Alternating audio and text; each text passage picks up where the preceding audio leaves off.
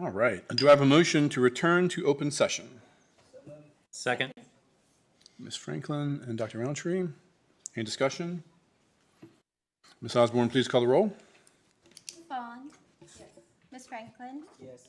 Dr. Gitchery? Yes. Ms. Parton? Yes. Ms. Purcell? Yes. Dr. Roundtree? Yes. Mr. Hudson? Yes. 7 in favor. Motion carries.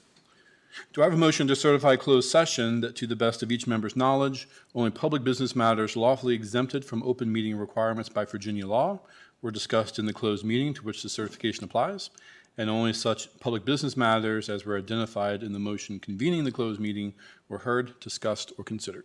So moved. Ms. Purcell and Ms. Franklin. Any discussion? Ms. Osborne, please call the roll. Ms. Bond? Yes. Ms. Franklin? Yes. Dr. Gitchery? Yes. Ms. Parton? Yes. Ms. Purcell? Yes. Dr. Roundtree? Yes. Mr. Hudson? Yes. 7 in favor. Motion carries. Do I have a motion to long-term suspend student A with time served and allow a return to school? So moved. Second. Dr. Roundtree and Ms. Purcell. Any discussion? Ms. Osborne, please call the roll. Ms. Bond? Yes. Ms. Franklin? Yes. Dr. Gitchery? Yes. Ms. Parton? Yes. Ms. Purcell? Yes. Dr. Roundtree? Yes. Mr. Hudson? Yes. 7 in favor. Motion carries. All right. We'll start off tonight with our honors, awards, and recognitions. Start off with our mission and belief statements. Our student representatives tonight are Asia McCone and from Eastern Montgomery High School, and Disha, where are you at? Disha Talagia, got it, from Christiansburg High School. Will you please read our mission and belief statements? MCPS is an innovative educational community. We value diversity and we are committed to equity and inclusion. MCPS empowers learners to realize success in an ever-changing global society through collaboration with communities, families, staff, and students. MCPS provides a safe, engaging learning environment and an international exposure to positive social, emotional, and academic experiences. Beliefs. All students can learn in order to pursue their dreams. Schools are safe places of joy, wonder, and creativity. Every person deserves to be loved, valued, and respected. Kindness is an essential skill of responsible, productive community member. The diversity of our community is one of our greatest strengths. All people deserve equitable access to opportunities and resources. Every child deserves an advocate. Honoring the voices of students and other stakeholders strengthens the school community. Open communication and feedback are vital to our growth. Learning and teaching are collective efforts that begin at birth and involve the entire community. Relationship building and high expectations are foundational to student success. Okay, great. Thank you both. Next up is the student representative reports. Disha, do you have a report from Christiansburg High School? I do. CHS has had a great start to the 2024-25 school year and is excited about continuing to focus on the 3 core values of being respectful, responsible, and connected. If you had not had the opportunity to take a ride down Independence Boulevard over the past few weeks, you are missing some significant progress to the new academic wing, bus loop, cafeteria, auxiliary gymnasium, and the library that is currently being constructed. Over the summer, there was a vast amount of work completed, and CHS is displaying the new up-and-coming trend of industrial chic on the interior of the building. Students have handled these changes with ease and are encouraged with the progress of the new space. Despite some initial concerns and worries over the new cell phone policy instituted by MCPS, it has been received positively by students, staff, and family.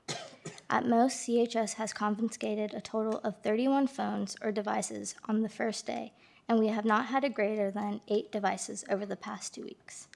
To natural observers, you will now see that students with their eyes up in the hallways, hearing a buzz in the lunchroom, witnessing more students checking out library books, students engaging in conversation, and something we did not account for, learning how to read a traditional clock.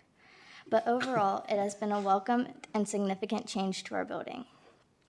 The administrative team rewarded the CHS students at the conclusion of our first full week of school with ice cream sandwiches for their successful start to the school year.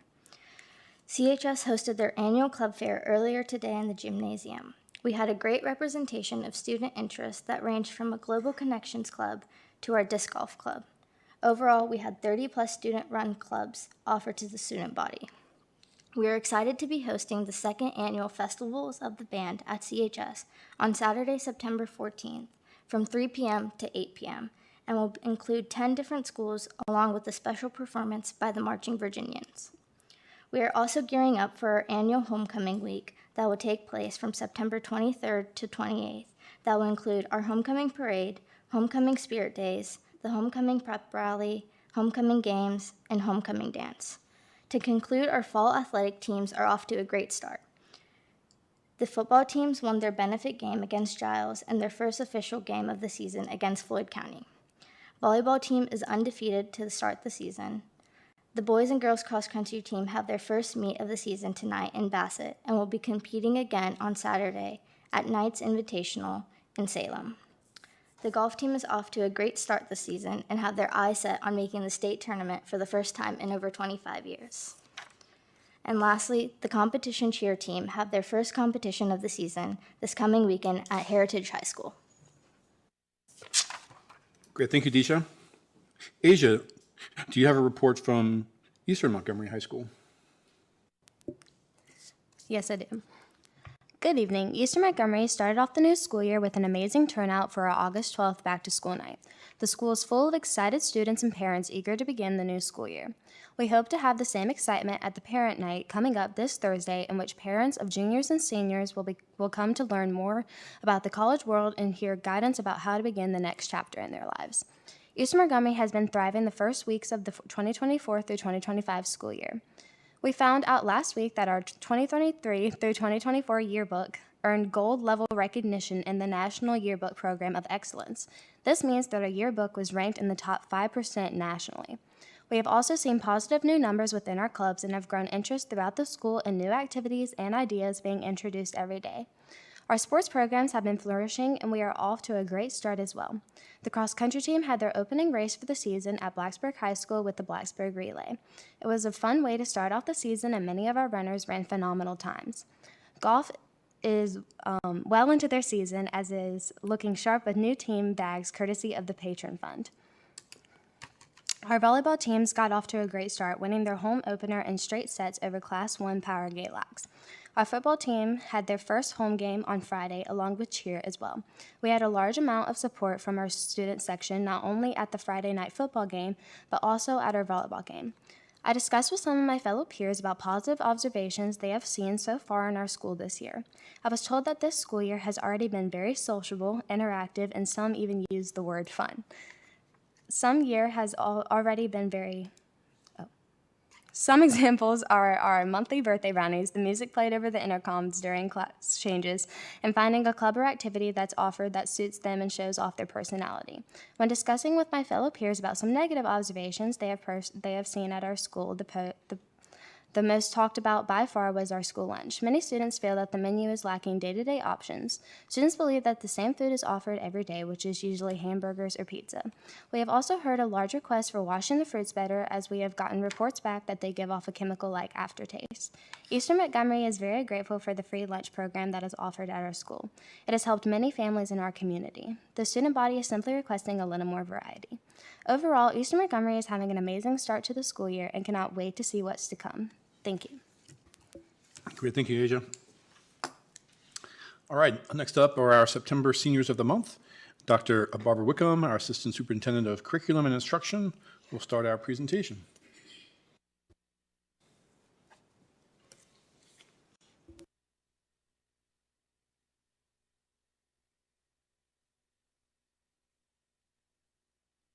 Of an outstanding senior from each of our 4 high schools. Photos and leadership profiles of these exceptional students will be displayed on the screen during the presentation and in the lobby of our central office. Our presentation format provides a snapshot of each senior, along with a quote from the teacher or administrator who nominated them for this recognition.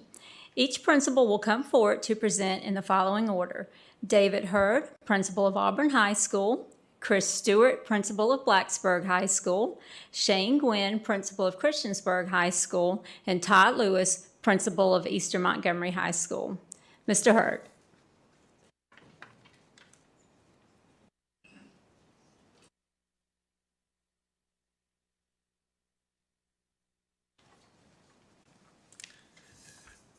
At this time, I'd like to ask the Auburn High School Senior of the Month, Shane Riggins, and his mother, Diana, to join me at the podium.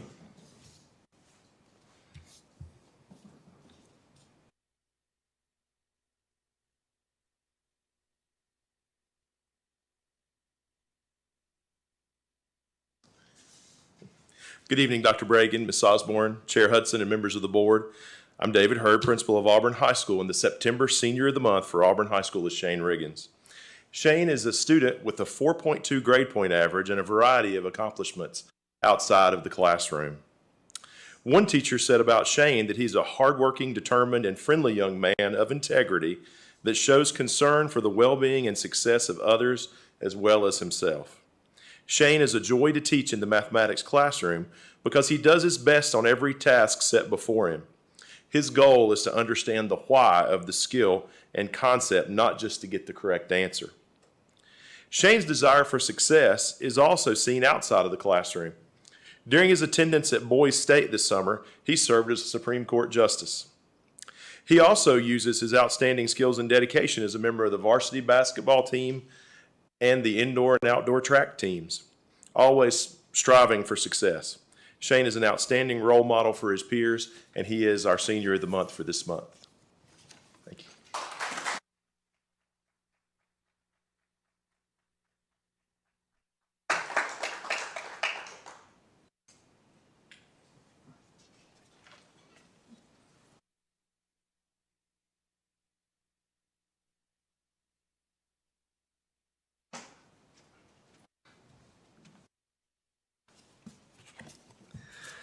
Good evening, members of the board. Dr. Bragan, it is my pleasure to present to you Blacksburg High School's Senior of the Month.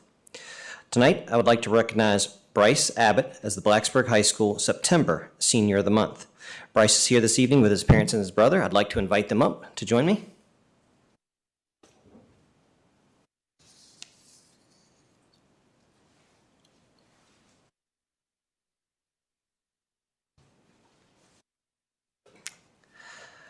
I'd like to read a brief statement from some of our staff members about Bryce. Bryce truly embodies the qualities of an exceptional leader. His quiet, humble approach to leadership, combined with his genuine kindness and inclusivity, makes a significant impact on everyone around him. In his unified PE class, Bryce's dedication to ensuring that every student, regardless of their abilities, feels welcomed and supported is a testament to his character. His ability to garner respect through his actions, asking insightful questions, completing his work diligently, and putting forth sincere effort illustrates his commitment to both personal and collective growth. Bryce's leadership style, grounded in leading by example, not only fosters a positive environment, but also inspires his peers to follow his example. Congratulations, Bryce.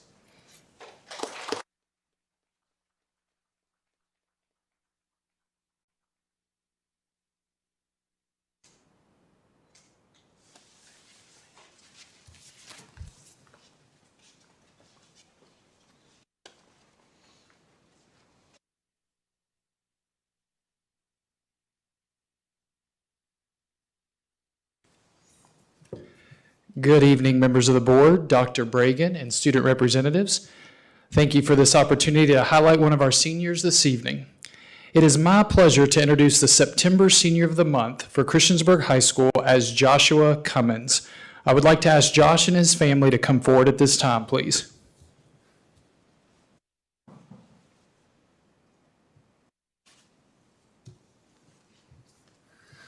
When asking one of Josh's teachers to describe him, they said, Josh has been an exemplary example of CHS's three core values of being respectful, responsible, and connected. Josh has a kind heart, and it shines through on a daily basis.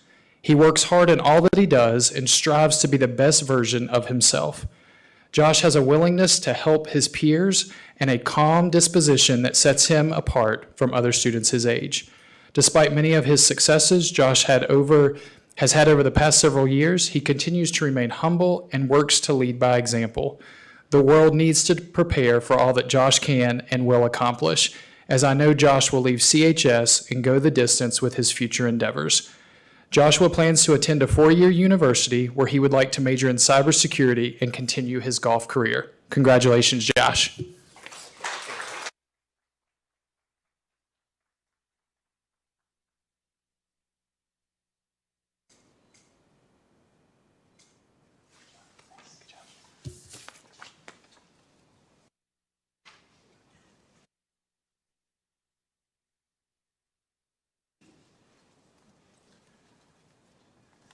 Good evening, school board members, Chair Hudson, Dr. Bregan. It is an honor to be here this evening to recognize the Senior of the Month for Eastern Montgomery High School. She's pulling double duty tonight as both the EMHS Student School Board Representative and also the September Student of the Month. And her name is Asia McCone. She's here with her family, and I ask them to come forward at this time.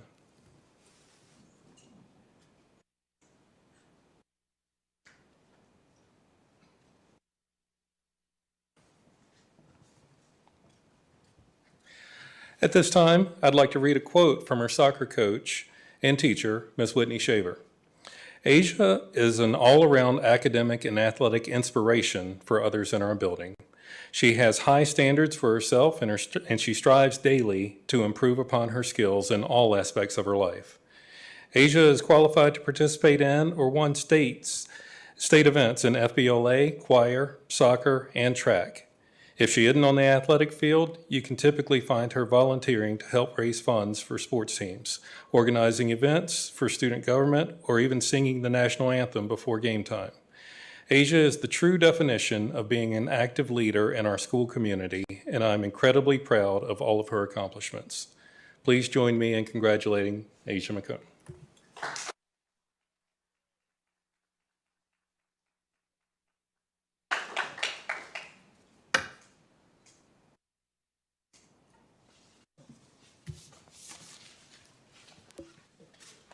Okay, great. Congrats to all those seniors of the month. Next up, Mark Husband will begin our recognition of the Career and Technical Student Organization National Champions, the Blacksburg Middle School FBLA. Good evening, everyone. Thank you for the opportunity to recognize some additional students who have won awards. Tonight, we are recognizing students in a Career and Technical Education Organization. Blacksburg Middle School's Future Business Leaders of America. We recognized this group not long ago at the end of the prior school year for being state champions. We bring back some of those students to recognize them as they went to the national conference over the summer and became national champions. Please welcome to the presentation their teacher, Ms. Lorraine Hedgepeth.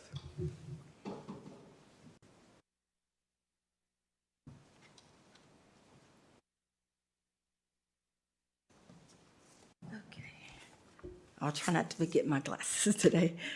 Okay, so good evening, Dr. Bregan and school board members and student representatives. Again, I want to thank you for this opportunity to have our students to be recognized for their leadership and their achievements at our national conference in Orlando, Florida. So there are 4 students, they're very unique, and I do want to say that out of the 11 students, 7 of them made it to the finals and 4 of them were national champions. I want to thank our principal, Dr. Johnson, he's here, and our CTE director, Mark Husband. I want to thank the Blacksburg Middle School teachers because they have been so supportive. And again, I would like to recognize our bookkeeper, Tammy Snodgrass, because managing finances for our chapter is a very significant amount of work, and I'm very grateful for her dedication and support. Finally, I want to thank the parents who, without their support, this recognition could not be possible. And I must tell you that these group of students are very unique. I've known them since they're in 6th grade. 3 of them are high school students. They're 9th graders at Blacksburg High School. And one student, he's not here tonight. He's made a decision to go to a private school in Northern Virginia, but he is going to return to Montgomery County Public Schools, and he's an upcoming 8th grader. And while there is no FBLA chapter at BHS, these students most likely would have become members of a different CTSO, hopefully. And FBLA provides a fantastic opportunity to develop leadership and service skills. And these students are very dedicated to FBLA. They've been officers, very supportive members, and it would be great to see how far these would go if we did have an FBLA chapter at a high school. But nevertheless, I'm here tonight to recognize these students' dedication at our FBLA National Conference in Orlando, Florida. So I would like for, who's first? I would like for Ahmet Dogan's dad to come.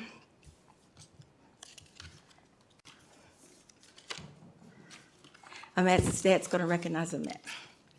So Ahmet is, as I said, is attending a private school in Northern Virginia, but I do want to tell you a little bit about Ahmet. I met Ahmet in 6th grade when I was his teacher, and I could tell right away he was very smart and very business-minded. Ahmet's topic at the national conference, I really want to tell you a little bit about it because it's very extensive. It was, his topic was called Exploring Business Issues. And it covered, like, how does technology affect the business world? And he had to go into the complexities of explaining how this trend of working remotely or anywhere has changed because of technology. And I really think Ahmet was so masterful in his presentation, and that's why he's a national championship. Not only did he, of course, he could speak very well, but he took the time, he had like graphs in his presentation. He even polled business, friends of his family businesses about their questions about the, this trend. And Ahmet was, one of the things I wanted to bring out was in his poll, he asked them, like, what are some of the challenges that affect this trend? And then he also asked them, what are some of the benefits? But then what I thought was so neat, he asked, what should businesses do to increase productivity? And when I say impressive or wow for a 7th grader, he presented at our business, FBLA business dinner. We had a dinner for fundraising, and one of the businesses that was there asked me to ask him would he be willing to do some job shadowing for her. So Ahmet's a very talented young man. He's not here, but I do want to recognize him, so I asked his parents would they come instead. Could y'all give him a big hand of applause? Could he say a few words? Thank you, Ms. Hitchbeth. Good evening, Chair Hudson, Dr. Bergen, and all the board members. This is an honor for us to be here, and thank you so much for supporting our students and recognizing their success. We also would like to thank Ms. Hitchbeth for the last 2 years. She has been a great helper at each and every stage of the competition. She was with us, she traveled with us, and we would like to thank, on behalf of all the students and parents, thank you so much for your efforts. I also would like to thank BMS and also all the families who were there, who were supporting each other throughout the competition. Thank you so much.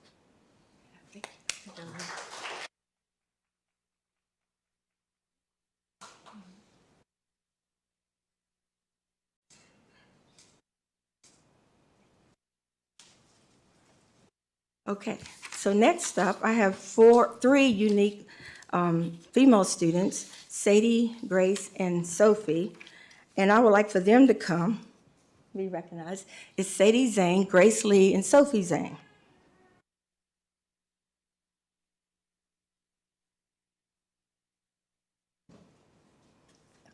So when I say national champions, I don't sometimes think people realize how extraordinary this feat is. So at the nationals level, they have a preliminary round, and there are over 50 teams. And then from that preliminary round this year, they only picked the top 12.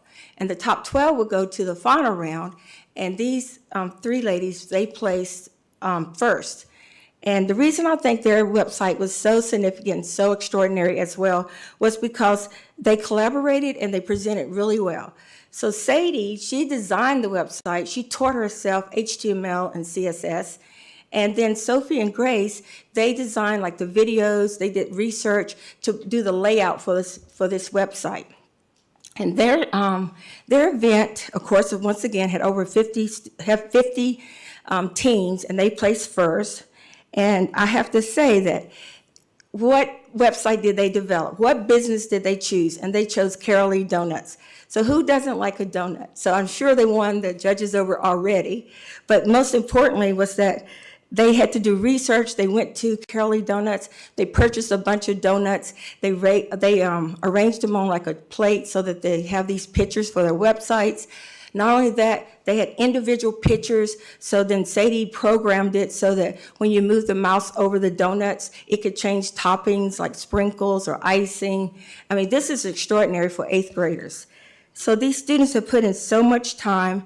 They had to have an About Me page. They had to have a contact page where if you clicked, then this site would come up, or page would come up, and you could contact the Carol Lee Donuts business, if it was alive.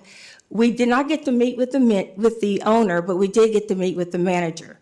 And she came to the school and she talked to the students. And we practiced, they practice a lot, I listen, and I arranged for teachers to come. And Ms. Fortunas, which you guys know is the director of our administrator of gifted programs from MCPS, she was there and she said, wow. So she's asked them to collaborate with her to do a website for the gifted and talented for Montgomery County Public Schools. So that's how good their website was. And I just wanted you guys to know that I've worked with them since 6th grade. They've been to nationals since 6th grade.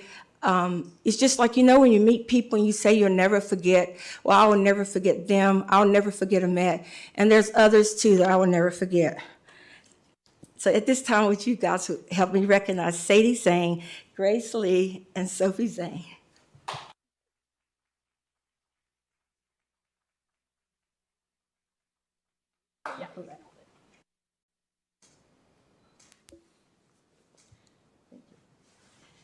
Thank you so much. I'm just wondering if that Carol Lee website is up, and can we place an order tonight? Because Well, I'm working on that with the owner. I finally made a good contact, and hopefully I can meet with him. Let's do it. All right. Thank you, everyone. Our next agenda item is public address.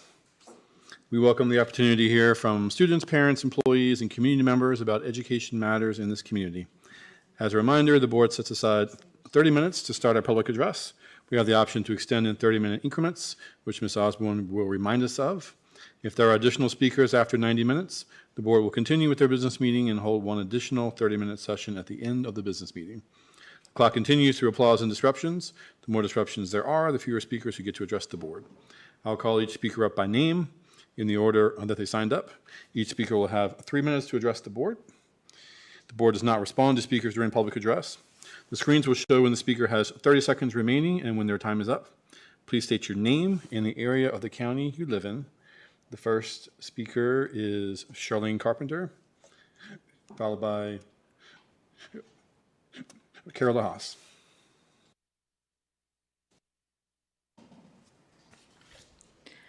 Hi, my name is Charlene Carpenter, and I'm from Christiansburg.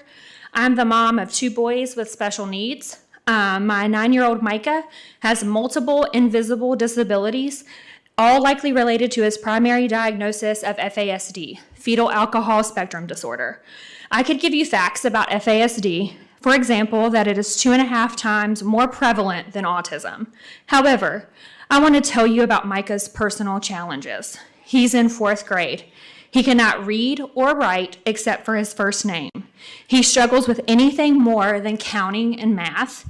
His speech is hard to understand to unfamiliar listeners. He has anxiety about meeting new people, going places, and being around a lot of people.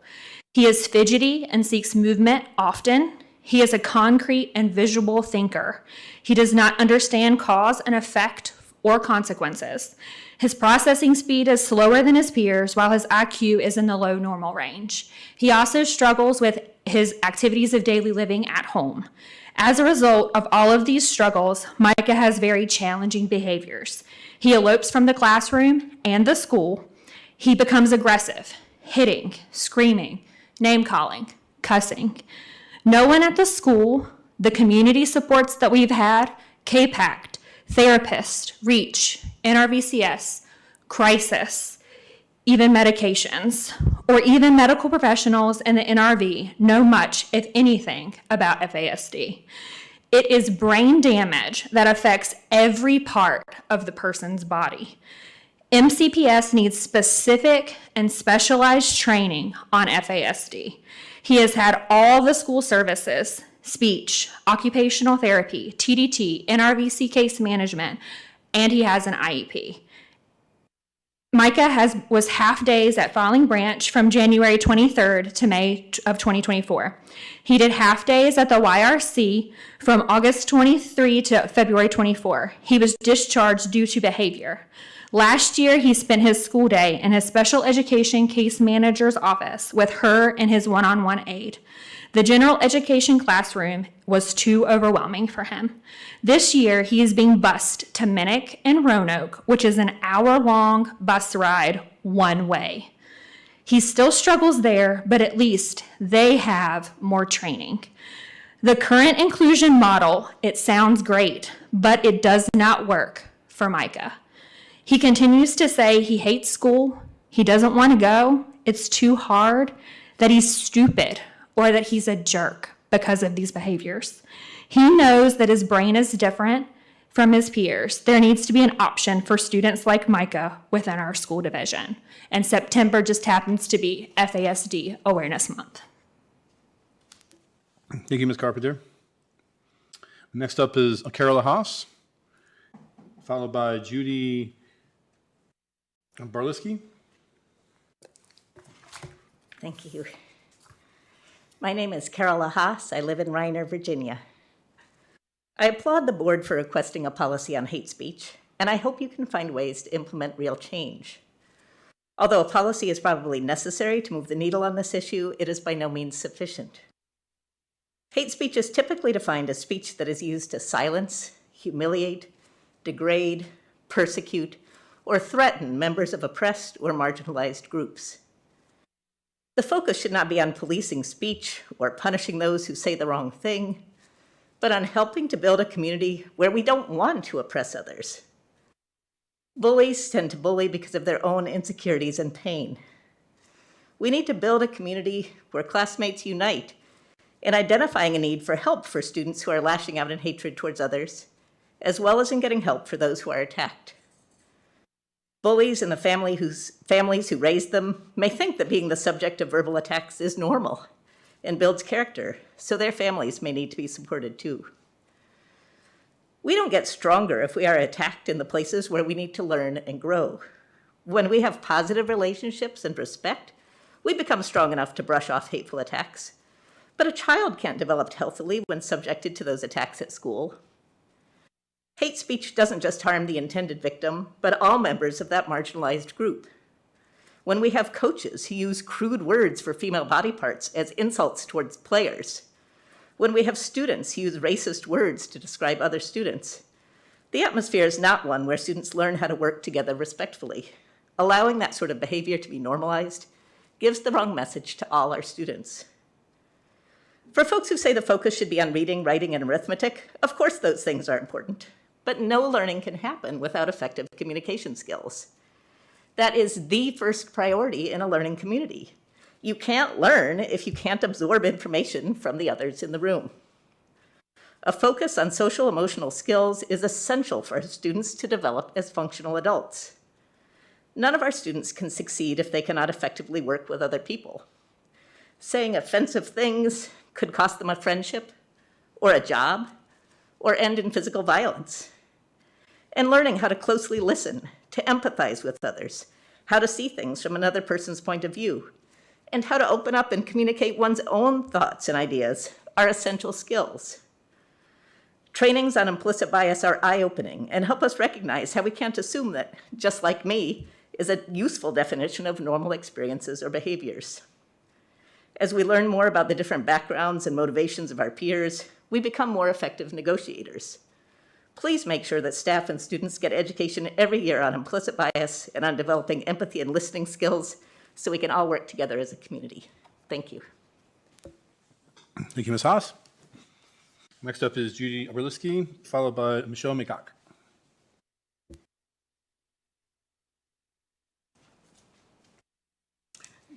Good evening, Chair Hudson, members of the school board, Superintendent Reagan.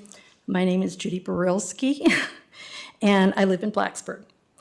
Some of you may recognize me. I've served the county for 25 years as a curriculum supervisor. And because I emailed all of you my suggestions related to the policy, I thought I would come and introduce myself to the rest of you. Since retiring 7 years ago, I've continued to work for MCPS students. I served on the Strategic Plan, Equity, and Preschool Focus Group, chaired by Judy Dix, then on Dr. Robert Johnson's Student Code of Conduct Committee that developed the alignment for MCPS with its practices to the Virginia Department of Education Model Guidance for Positive and Preventive Code of Student Conduct Policy and Alternatives to Suspension. As part of that work, the committee developed the leveled matrix that has the administrative managed responses to student behaviors, which includes both behavior intervention and instructional supports that can be put in place prior to suspending students.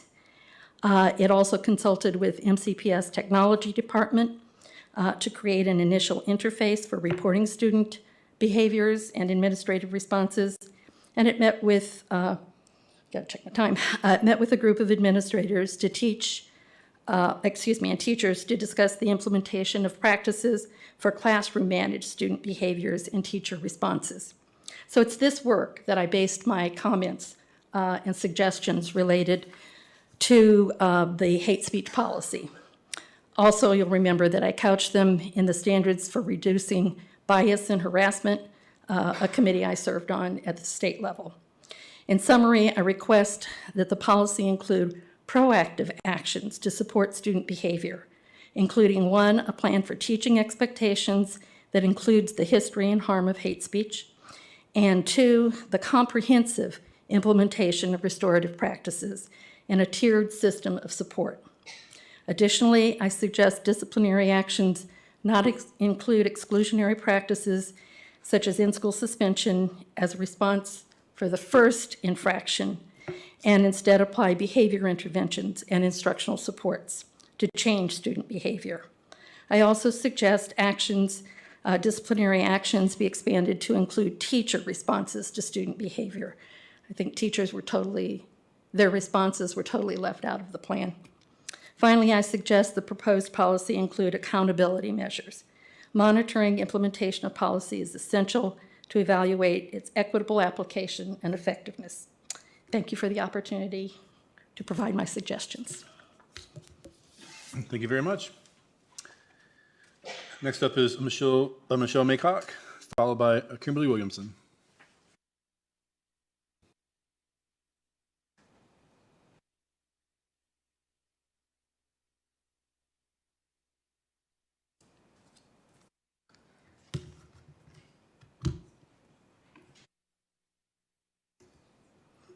Good evening, Dr. Bergen, Chair Hudson, and board members and fellow citizens. I am Shelley Maycock. I reside in over toward Target, and I teach English in the English department at Virginia Tech. I'm here to speak in favor of the proposed hate speech policy. In the light of recent testimony by too many MCPS community members, there's no question of a clear need for this policy. This is not just a matter of kids will be kids. All MCPS students must understand that some expressions spoken, for example, by other kids, adults, musical artists, or political figures are not appropriate in school contexts. And we should be able to explain to them in historical detail why these words, even noises, gestures, or symbols are not acceptable. Teachers' accountability needs to also be built in. How they react to them is just as important. If anyone reads the mission statements and beliefs in the MCPS faculty handbook, for example, it is clear why hateful speech cannot be tolerated. Here I chose a few choice phrases as they relate to hate speech. Most important, because hate speech interferes with a student's right to learn. If our students are truly safe, there can be no tolerance for slurs to threaten and disparage them.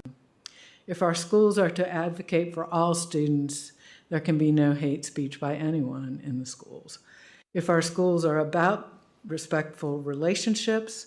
We need to educate all members of the community of the schools, surrounding the schools, to be inclusive and respectful. I'm not going to belabor things with a point-by-point discussion of the language of the policy, though I do have some suggestions. Clarity and specifics are needed to improve the language of this crucial policy, which I will also pass along to the board. Thank you. Thank you. Next up is Kimberly Williamson.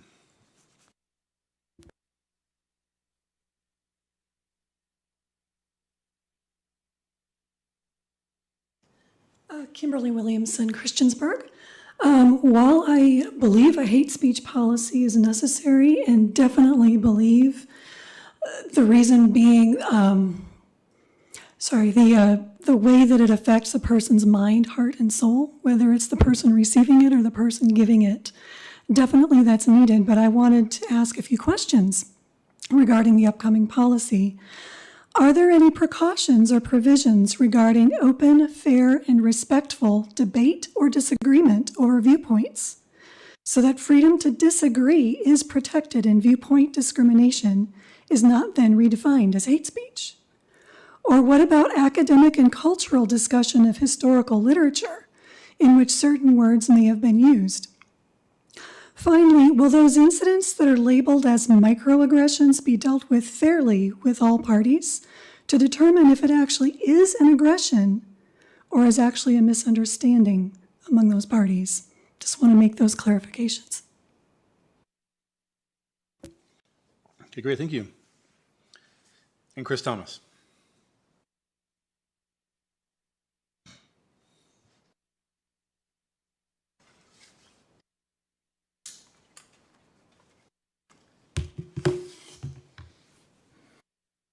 Members of the board, Chris Thomas, Christiansburg. While I commend you on the spirit of the hate speech policy before you tonight, I wonder if it does what you imagine it does. Surely the purpose of the policy is to take seriously the profound harm that certain words represent and to create structures that ensure that all MCPS students can learn in a hate-free environment. But that's not what I see on the docket tonight. The document before the board is one that, in my view, trivializes some language while overreacting to other speech. Rather than setting any clear standard, it defers to the administration, both in the determination of what is or is not hate speech, but also in the assessment of the seriousness of that speech and the consequences for its use. As written, this policy would punish a student with multiple days of in-school suspension for referring to someone as a Karen, which, to be honest, given that MCPS almost certainly has students and faculty named Karen, seems wild to me. But not as wild as the fact that the same policy as written could let another student off the hook with a written warning for repeatedly referring to students or faculty of color as the N-word. While you're all thinking about that read of the document, I'd like you to also consider the fact that we were all fine with me up here dropping Karen in front of God and everyone, but there were audible gasps in this room when a student quoted a slur against LGBTQ people in your previous meeting, and no one, and I mean no one, is going to get up here and actually say the N-word, even if they are speaking in opposition to its use in our schools. All three of these words meet the definition of hate speech as laid out in the policy, but they are not the same, and treating them like they are does everyone a disservice. Now, you might say that this is the sort of nuance that is exactly what all the administrative flexibility in the document is intended to provide, but that opens another can of worms. Are we sure that our existing disciplinary house is in order? Even setting aside some of the one-off problems that we experienced at places like CMS last year, it wasn't that long ago that this board was expressing its concerns about racial disparities in our own disciplinary data. Are we really prepared to ask our school administrators to just wing it on the topic of hate speech? This is a thorny issue, and I wish I could offer you fewer criticisms and more solutions, but policy is a broadsword and not a scalpel. No matter what we put up to paper, it will invariably run up against cases where the policy outcomes are other than what we might hope. So what I ask of you is simple. Start small. Be specific. The policy need not address every terrible thing that might be said in our schools in order to address the most terrible things that might be said. Set a clear expectation around those. Commit yourselves as a board to revisiting these policies and these outcomes in an open and transparent process. And in so doing, make small but incremental progress. Thank you. Thank you, Ms. Thomas. And with that, public address is closed. All right, next up are our consent items. If no one wishes to move an item out of consent, we will consider these items approved.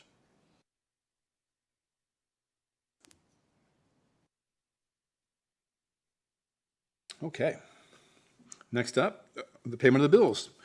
Do I have a motion to approve the payment of the bills as presented? So moved. Second. Ms. Franklin and Ms. Bond. Any discussion? Ms. Osborne, please call the roll. Ms. Bond? Yes. Ms. Franklin? Yes. Dr. Guidry? Yes. Ms. Parton? Yes. Ms. Purcell? Yes. Dr. Roundtree? Yes. Mr. Hudson? Yes. 7 in favor. Motion carries. We are now to our business meeting, and first up is a report from the superintendent. Thank you, Chair Hudson. I have a few things to report on. One is, we talked about the capital plan, proposed capital plan that is in the beginning phases and of discussion and revision as we go through this process at our last school board meeting. And for the schools that are involved, Montgomery Beek, Margaret Beeks, Gilbert Lincoln Elementary, Harding Avenue Elementary, Shawsville Middle School, and Montgomery Central, for those communities, please be on the lookout for the dates we're going to schedule for community forums to solicit feedback from our PTOs, our parents, our staff members, and really anybody in those communities that want to express their opinion on what they think those revisions should look like.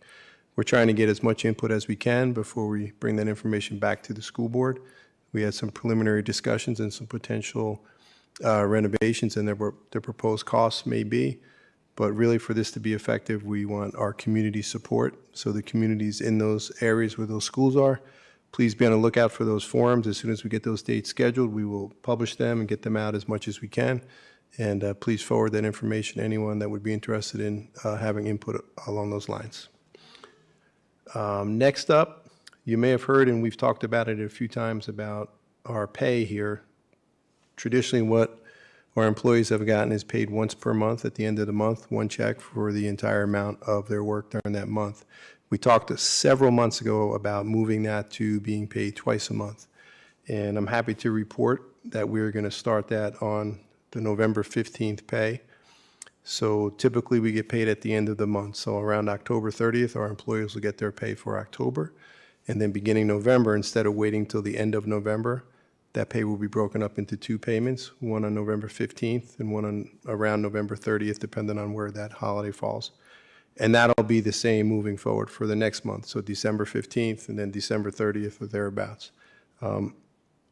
Grateful for all the work that our finance department did and our payroll people in putting that together, because there's a lot more work involved in that than I initially had suspected. So we're happy to be moving forward with that. I didn't want to say that publicly until I was 100% sure we could pull it off. So we better be able to do it now, because I just said it publicly.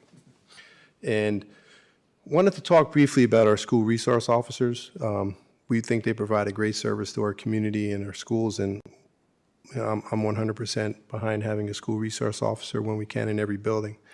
In some conversations I had with the leaders of law enforcement, they're struggling to get school resource officers, to get the officers to want to sign up for those programs, to just get officers at all, whether that's sheriff's officers or local law enforcement in the towns.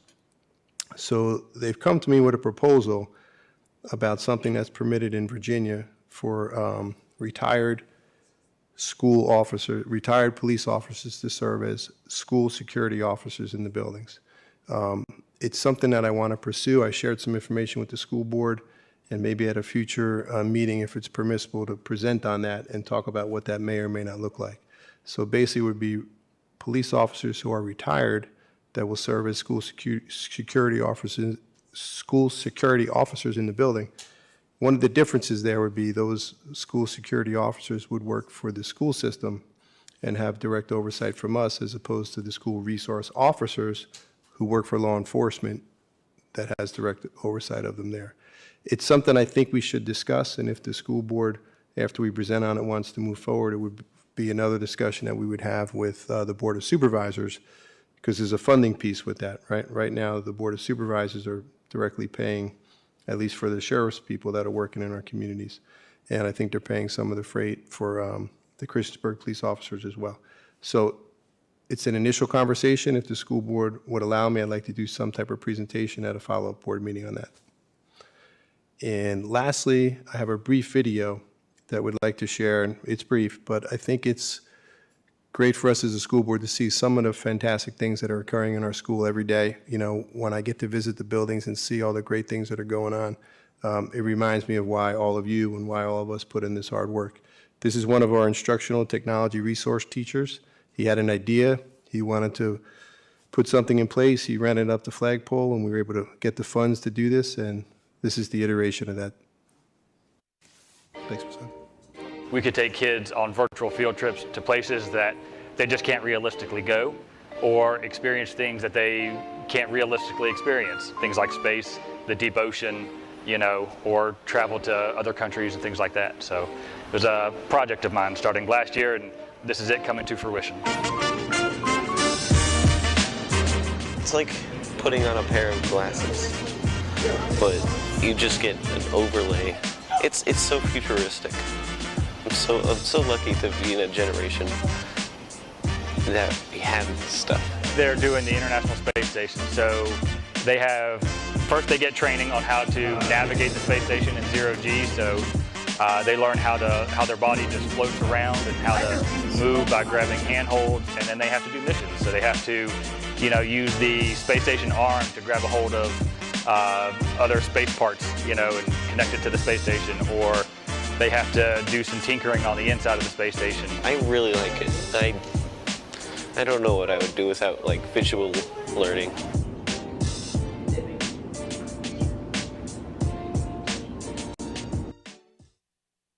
Just one example of the many great things that go on in our buildings every day. Chair Hudson, that's all I have. Thank you, Dr. Reagan. I just want to clarify one thing. The information on the retirees, security officers, I'm not sure you shared that with the whole board yet. You sent an email to... Did I just share that to the chair? Yeah. My mistake. Yeah. I will forward that to all of you as we speak. Okay. My apologies. I could tell from the looks of confusion from over here. Okay, great. Yeah, and over. All right, great. Thank you so much. Next up, Philip Ashby, a teacher at Auburn Middle School, will share a presentation about the NASA Liftoff Summer Institute.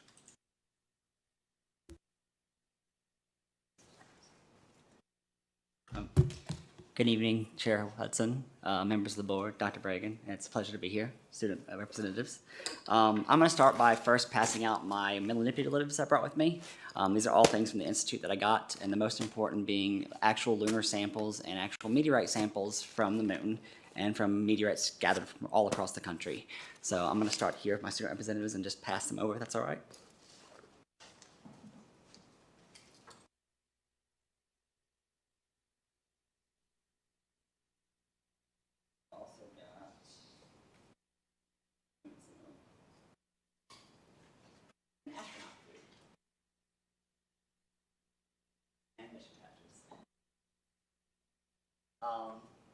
I'm sure, as many people who are educators know, that once you start thinking about what you want to talk about, I had this really pretty slideshow, and I spent all day today at Blacksburg Middle School presenting with these samples to our students. I hit every single science classroom in our 8th grade course level at a middle school level. Before I forget, let me take a chance to thank people who have made this kind of possible. Dr. Wickham, thank you so much for helping organize it. Tony Divler was amazing and helped me get in contact with all the teachers and the principals. Andrew Webb has been instrumental in helping me kind of get the word out. I would not be able to do it here without him. Mark Husband has been awesome in helping give me support whenever I need to go to a conference. Appreciate that. All the teachers at the schools have been phenomenal in reaching out and coordinating with me and making sure we can get these opportunities to our students. And last of all, my principal, Megan Marshall, has been above and beyond helpful in ensuring that I can go to do these opportunities. Otherwise, I'd be at Auburn with the samples and no one else would get to see them. I want to take a moment to pass up my manipulatives. Originally, I was going to spend this presentation gushing about the opportunity I had, and after spending today at Blacksburg and seeing our students, it fell flat. It felt very flat for me to talk about what my experience was, more so than me talking about what experiences we can bring to our students and bring to our employees. because this is not a one-time deal. This Liftoff Summer Institute happens every year, and they pick 55 teachers from across the country every year. The theme is different every year. So I'm going to show you a little bit what we talked about this year, and then at the end I'm going to talk about how teachers can apply, and I'm going to mention some opportunities that our students and staff can take to get in the opportunities I've had, because it has been life-changing. 2 years ago, I was thinking about quitting teaching. I was very unhappy where I was, and even though I loved what I taught, I just wasn't very engaged. And for Miss Marshall to look at me and go, "I've never seen you come in so excited every day. It's like I just hired you fresh off again." It meant a lot to me that she recognized how much this has changed my outlook on teaching too. So if we can go ahead and go to the next slide. Can I do it? Or just, oh, there's a clicker. Perfect. So this is all 55 teachers from 35 states across our country. I was the only Virginia representative, and I got to go by special circumstances. They had originally had another teacher apply, and she became ill or had another obligation and could not go. And NASA reached out to me directly. Virginia Space Grant, Ruta Kushiri and Mary Sandy both reached out to me and said, "We want you to go in her place." So I was the only one in this photo that didn't go through the extensive, highly competitive application process, which felt really cool. They all were like, "What video did you do, Ashby?" And I was like, "I didn't do one." And of course, they're all like, "What do you mean you didn't do one?" I was like, "I didn't have to, sorry." So it felt fun to be there. I had a great time. The Neutral Buoyancy Lab is where they train astronauts to be zero-G. They do it in a big giant swimming pool that's 40 feet deep. And they have an entire mock of the ISS inside. You'll see pictures here. I'm going to go pretty quickly because I do want to talk about the opportunities, and I want to respect your time because, like you, I've worked all day, and you've worked all day, and you're probably ready to get home before 10:30, 11 o'clock. So what is it? It's a week-long professional development at Johnson Space Center in Houston, Texas. It's sponsored by the University of Texas Center for Space Research. That is their space grant consortium. They just have a different name for it. We have one here in Virginia called the Virginia Space Grant. Montana has the Montana Space Grant. Every state has some kind of NASA equivalent. So participants attend presentations by NASA scientists and engineers, tour NASA facilities, get a look behind the scenes of different facilities that ordinary people don't get to see. One of the coolest ones in here, I'll tell you about, it was really staggering. Receive hands-on inquiry-based learning assignments. We all had to submit a lesson, even me. Even though I got picked late, I still had to submit it. And we got access to all each other's lessons and how to teach them and all the materials we need. So I went in and came out with 55 pre-made lessons for math, science, technology, and engineering. First thing, didn't even have to go to the comments yet. They sent it to us right after that. So it was staggering, the amount of resources they just throw at you. So who is Virginia Space Grant Consortium? The advisory board is several major colleges, Hampton University, UC Old Dominion, Virginia Tech, of course, William & Mary, UVA. I believe Radford is also part of the BLAST program, but not a part of the advisory board. Don't quote me on that. But it's a huge group where they work together to engage students and teachers in STEM. And that's their whole goal, is how to get it out into the public. They do all these awesome activities and opportunities for our students and staff. We have a long week. We start at 7, end at 10 most days. Certification, not everyone got to do this. You had to do a special application to do it. 35 teachers out of 35 got to do this, which is why you have the moon samples that you have passed in front of you. We did features. They made special graphics that moved. It had our names on them. It was all really high-tech and pretty. We did rocket launches and wind tunnels. It was phenomenal. We did OSIRIS-REx. This is the one I was talking about that kind of stuck with me. We were 7 inches from the samples, most of the samples. The public side, you only see a 2 centimeter by 2 centimeter piece under 3 layers of glass glued to a pedestal. It was just the difference in what the public get to see and what we got to see. I'll talk more about that later too. The mock-up of the ISS, full size, where they have everything staged as it is on the ISS. Astronauts train in it to know where things are. There is a wall where famous people sign. If you're famous enough to come, if you ask, if you're not famous enough to sign it, they will tell you no. You can't sign our wall, I'm sorry. I know Obama signed it. I'm pretty sure the vice president a few years back signed it. It's just a big, giant wall. Lunar Laboratory, I was that far, that you see that picture in the top corner, is how far I was from rocks from the moon, which is staggering to think about how far they've come to be there. So, and this is meteorite samples. The meteorite I'm holding here is older than our planet, which was staggering to think about. This rock I had that weighed like 15 pounds was older than our planet. Our planet didn't exist when this rock formed together in the middle of a planet and then got blown up. So it was just awe-inspiring. I met Fred Hayes from Apollo 13. If you've ever seen the movie, he was played by Bill Paxton, and he did not like Bill Paxton playing him. He was very vocal about it. Phenomenal national hero. I sat 10 feet from him, had lunch next to him 1 seat away, and he quotes, "I was not a good student. I put frogs in girls' hairs." So it was amazing to hear him talk about his mission and what he did.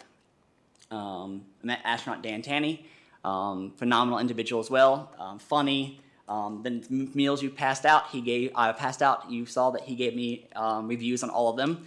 Rice pilaf is his favorite. He does not like the potato soup. He said it's too chunky. So how do you apply? This is where I really want to get in the meat of it. There's a whole process. Virginia Space Grant has a place for you to apply, but that's not the only thing you can apply for. So yes, this is an amazing opportunity. Montana here has the same situation, but Plant the Moon Challenge is something our students do. My students did it last year. They take regular, actual moon simulant and have to grow plants in it and think about experimentations to grow those plants. Each of my students at the end of the semester got to take home a vial of moon dirt and put on their shelf. Just things that you don't think about as an educator that have the impact you do. I had kids like freaking out and showing their friends and running around. And I relatedly thought, I'll just get these kids all glass bottles with dust in them. Oh no. But just to see the reactions, to have kids come and tell me now, that was the most fun I ever had. And I was like, really? You hated it when it was in school, man. The reports, the things you had to do. He goes, yeah, but it was really cool. I got to plant like a seed in moon dirt. Like, how many kids can say that?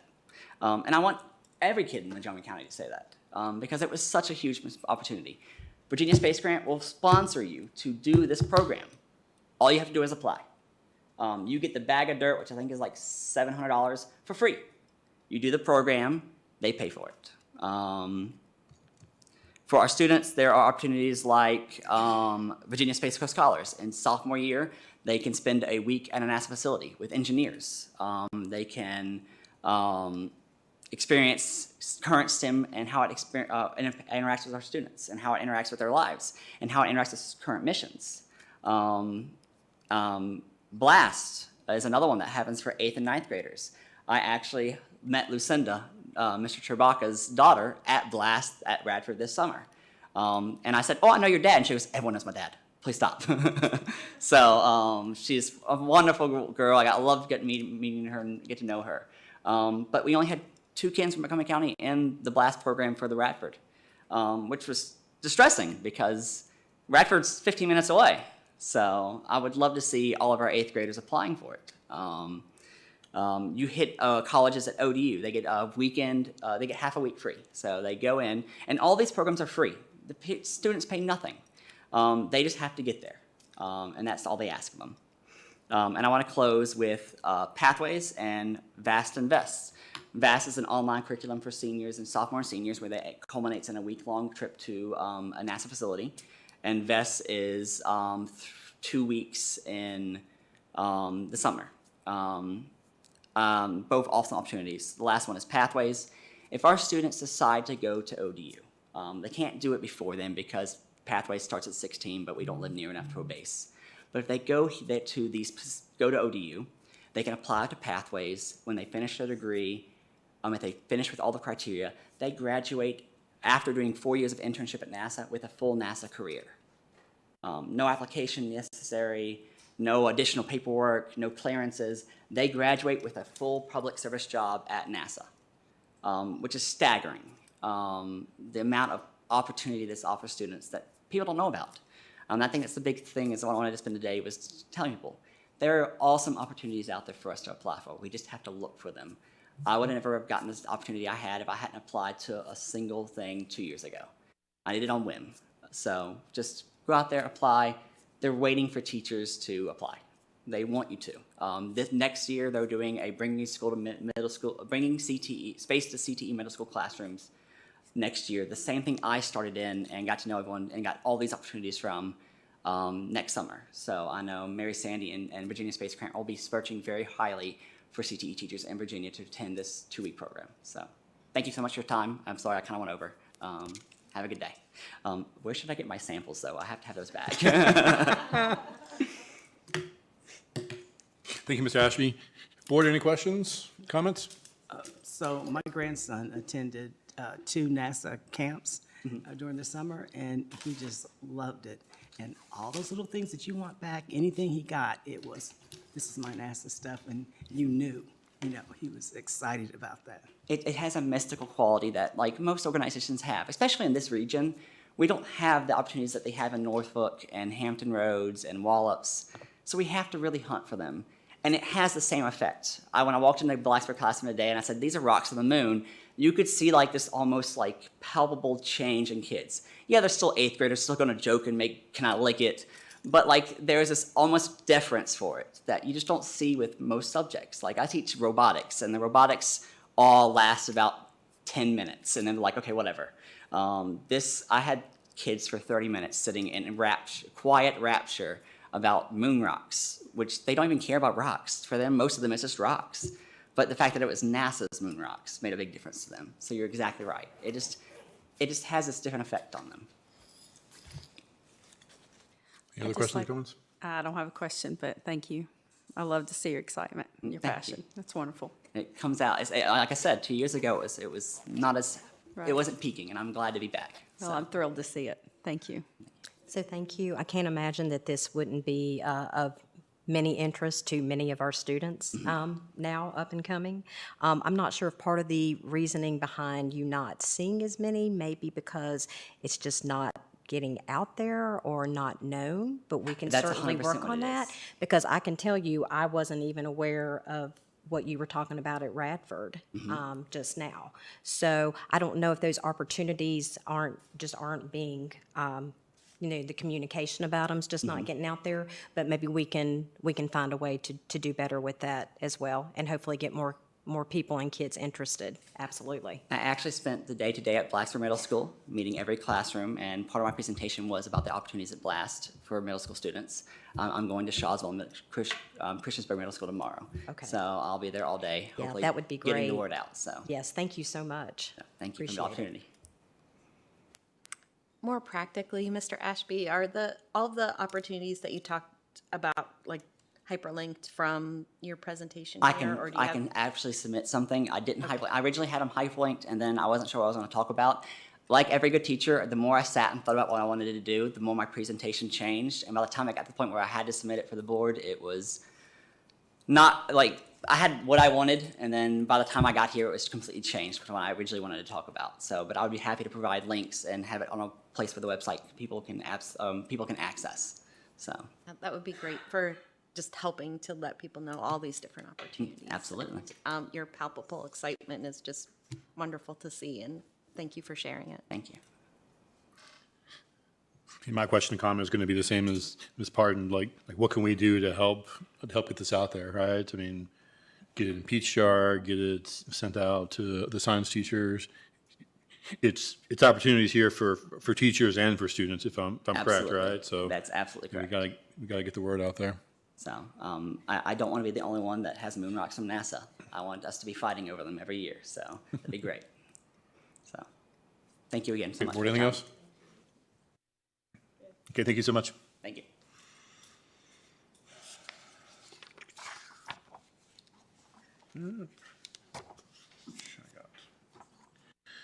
All right.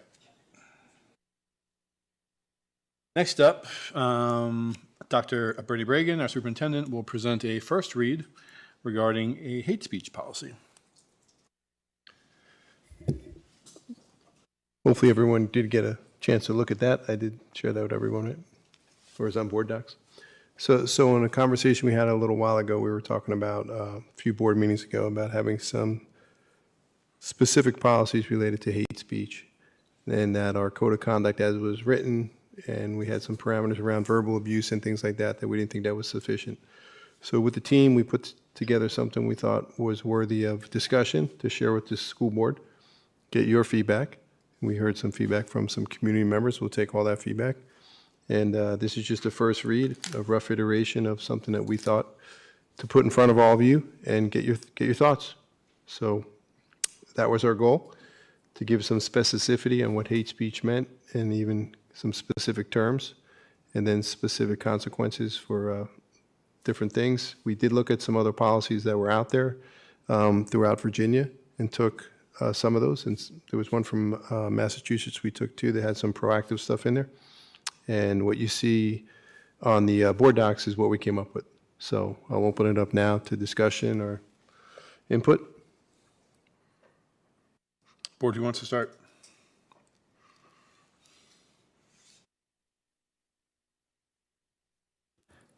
I guess we can go down the line. Sure. Just go ahead and start. First, I want to thank you, Superintendent Bragan, for bringing this so quickly to the school board. I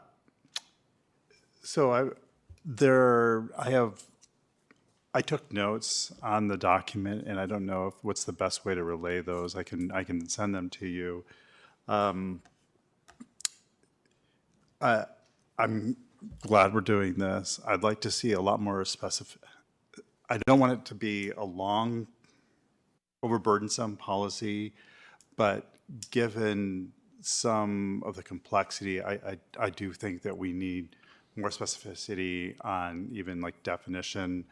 For instance, you know, there are a lot of things that people could find offensive, and so it could be anything from, you know, someone wears a T-shirt that has a Bible verse on it, and somebody could find that offensive. On the other side, someone, or not even, I shouldn't say on the other side, but someone could be wearing a Pride T-shirt, and someone could find that offensive. And so I suggest something about definitions to get at intent. There's very specific attention to discipline, the focus on suspension. I'd really like to see more of the mentoring and supports that are in there. I'll send you the list. I'd like to hear from fellow board members.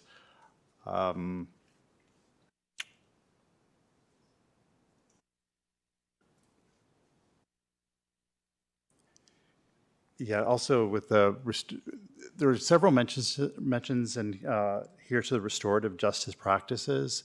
That's another thing where I'm like, what does that mean? Now, I know some of what that means, but somebody reading a policy document should know what that means in terms of the policy. So that's just like one example where I was like, it's not, I know it wasn't put in there as like a buzzword to sound good, but it's kind of at odds with the focus on suspension and out of school suspension. So I think it just needs more detail in various areas. Okay. That to get you, you'll share that document with Yeah. me? Yep. Okay. Ms. Pardon? So, and forgive me, Dr. Bragan, if I've overlooked it in the policy. I think currently, over the years, we have had different departments handle disciplinary actions and issues. So if the hate speech policy is passed and does go through when we vote on it, do we currently know who will be handling those inquiries? And I would like to think that there would be a specific department that would be handling that instead of maybe principals having information in this, because I personally would like to see some hard data on it, because I know it has become such an issue and has apparently gotten worse over the years. So I would like it to be easy for whoever this falls upon. I'm going to assume possibly the equity department. I'm not sure if that would be their duty or not, but something easy to provide us data to see where we're having the issues possibly, and just to kind of reel it into one department having full control over it instead of kind of having the data spread around. I know in the past, we've had issues with certainly disciplinary things being handled one way, different departments handling it another way, and even to the point where different schools were handling disciplinary issues differently. So we need to make sure on this that we're across the board at all the schools to be fair, and that our administration knows that it all needs to be handled the same. I would like to see that. I don't know if that has to be stated in the policy, but I'd like to see that done. And I'm going to agree with Dr. Guitry on the fact that and we did have a public speaker tonight bring up the fact that I do believe it is a little broad for me because so you have a factual definition, and then you have what is the legal definition of something that offends someone. Again, we could be opening up, well, this word's not in the policies, so, but it offends me, and if it offends me, shouldn't it be in there, and that type of thing, and what offends one person and what offends another is so drastically different. It's just very broad terms, or someone who is insulted by something, as Dr. Guitry stated, and didn't know if there was going to be a way for that to be reported anonymously, or if that needed to be done, proven. I wasn't sure how we were going to, if we got into a situation to where if it had to be investigated, which I'm assuming that all disciplinary action is investigated before we can technically do anything. But we need to have a way to make sure that we can have factual information, and what happens if we can't prove something that's stated. That was kind of a concern to me as well. I don't know how that's, and I may be jumping way down too deep right now because I know we still have to have it looked over by our legal team and have some things discussed, but those were just a couple of things that jumped out at me, as well as are we going to account these offenses as, are they going to be repeat offenses, considering, because right now I think what we're doing with most of our disciplinary action is that it is continuous counts, meaning from, I do believe, secondary from 6 to 12. So is it going to be counted as actions within a calendar year, or is it going to be actions taken within years as you progress? Like, so what happens one year, is that year going to count towards if you do something again the next year? So just some things like that, just for some thought. Really great questions. I don't have all those answers now, but I think that's. I was just trying to come up with So those are the things we got to look at, and I think with any policy, if you want to determine its effectiveness, you have to have some degree of accountability, and did it help change behavior, right? We all want a school where everybody feels safe, comfortable to be themselves, and where they can become all they're capable of becoming. And in order to do that, you can't have hate speech being present, right? So reductions moving forward and how that changes after implementation of the policy, but more importantly, the practices that we do in school, right, to help change what may be taking place. And there needs to be some way for us to report that out to all of you and to our community. Right. And I don't want to take any more time. I'm sorry, I'm speaking way over my time frame, but I do, just in case, to remind our community or the people who may not have children in school, we have always taken this seriously, and we do already have a policy in place that states a good majority of this, and I just want to put that out there to make everyone aware that I know it seems like it has gotten worse, but we have always never tolerated any kind of hate, what would be considered hate speech, or, to any of our students, to where anyone should feel offended, to where they couldn't feel like that they could report it, and, there be disciplinary action. So I just want to make sure that the community is aware that we have always had a policy that has kind of covered that. So this isn't something that we're just now starting, so. Okay, thank you. Ms. Bond? Well, I'm prepared to vote yes to get any kind of ball rolling on what we needed to do. As Dr. Bragan said, you've got to kind of start somewhere, but I actually did agree with the speaker this evening too about not moving too fastly, being more direct about small, and making a strong movement toward small steps on the main important issues that we were talking about. But again, if we've got to start somewhere, this is a place to start for me. So. Thank you. Ms. Purcell?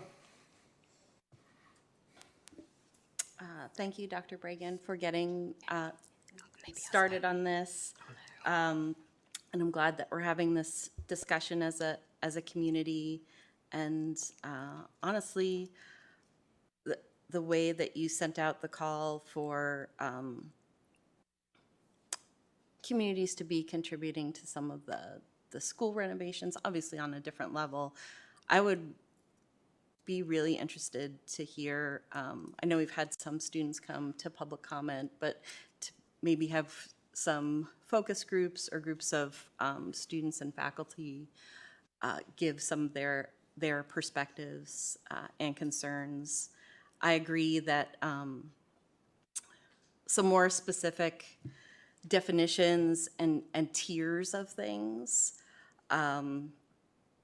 so that a word that is hurled at me because of my protected class is different than because if Dr. Roundtree doesn't like that I'm a Swiftie and we just have this like disagreement with each other. But, you know, hate speech doesn't contribute anything of value. So I think that's kind of where you get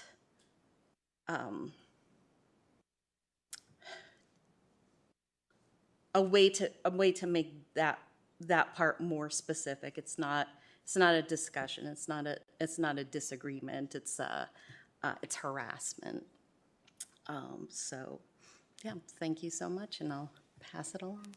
Chair Linwood, could I add something too? I wasn't thinking on my comment. I would like to see, and I've mentioned this many times when we've on this subject, music that also has speech of that nature in it. I think we have so many students that listen to music that have hate speech words in the music, and I just don't think that's appropriate at all. So I would like to see that added. I mean, it doesn't have to be one board member, but for me, I would like to see that added. Dr. Roundtree? Yeah, so thank you for getting the ball rolling here. There's a couple things I'd like to see added to start some training of students and staff at the beginning of school years documented in the policy as to aspects of diversity, equity, and inclusion, preferably by our DEI office, going around to each school. Also, I'd ask, what are we trying to accomplish with a hate speech policy? And in my opinion, hate speech is intended to dehumanize somebody at the level that people don't have to look at them as a human anymore, and then they can treat them any way they want.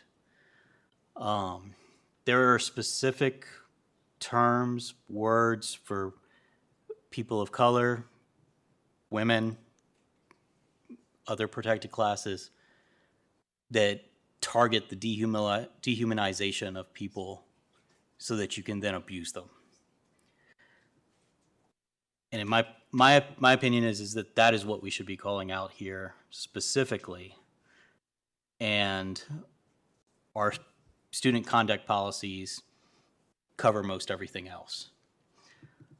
As for the offenses, I know there's a lot of people that throw these words around that aren't necessarily trying to dehumanize people, but they just use the words because they're popular in culture.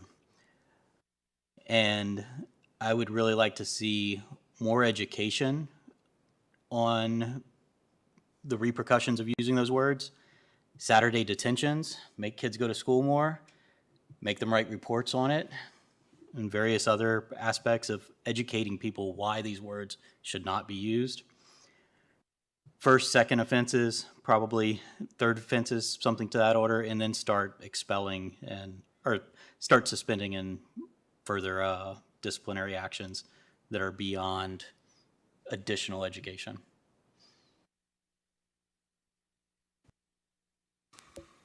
Ms. Franklin.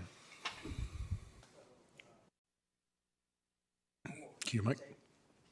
Thanks. I want to thank the board for understanding that this is something we need to take action on, action that's going to be in policy, and for me, a lot more detail, and for the superintendent for, again, getting this to us so quickly. So some of the concerns I have are the staffing.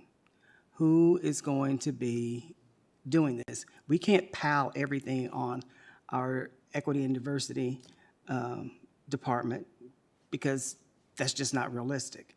This has to be everyone in the district understanding it's your responsibility to call this out, to help to educate, and to correct this type of behavior.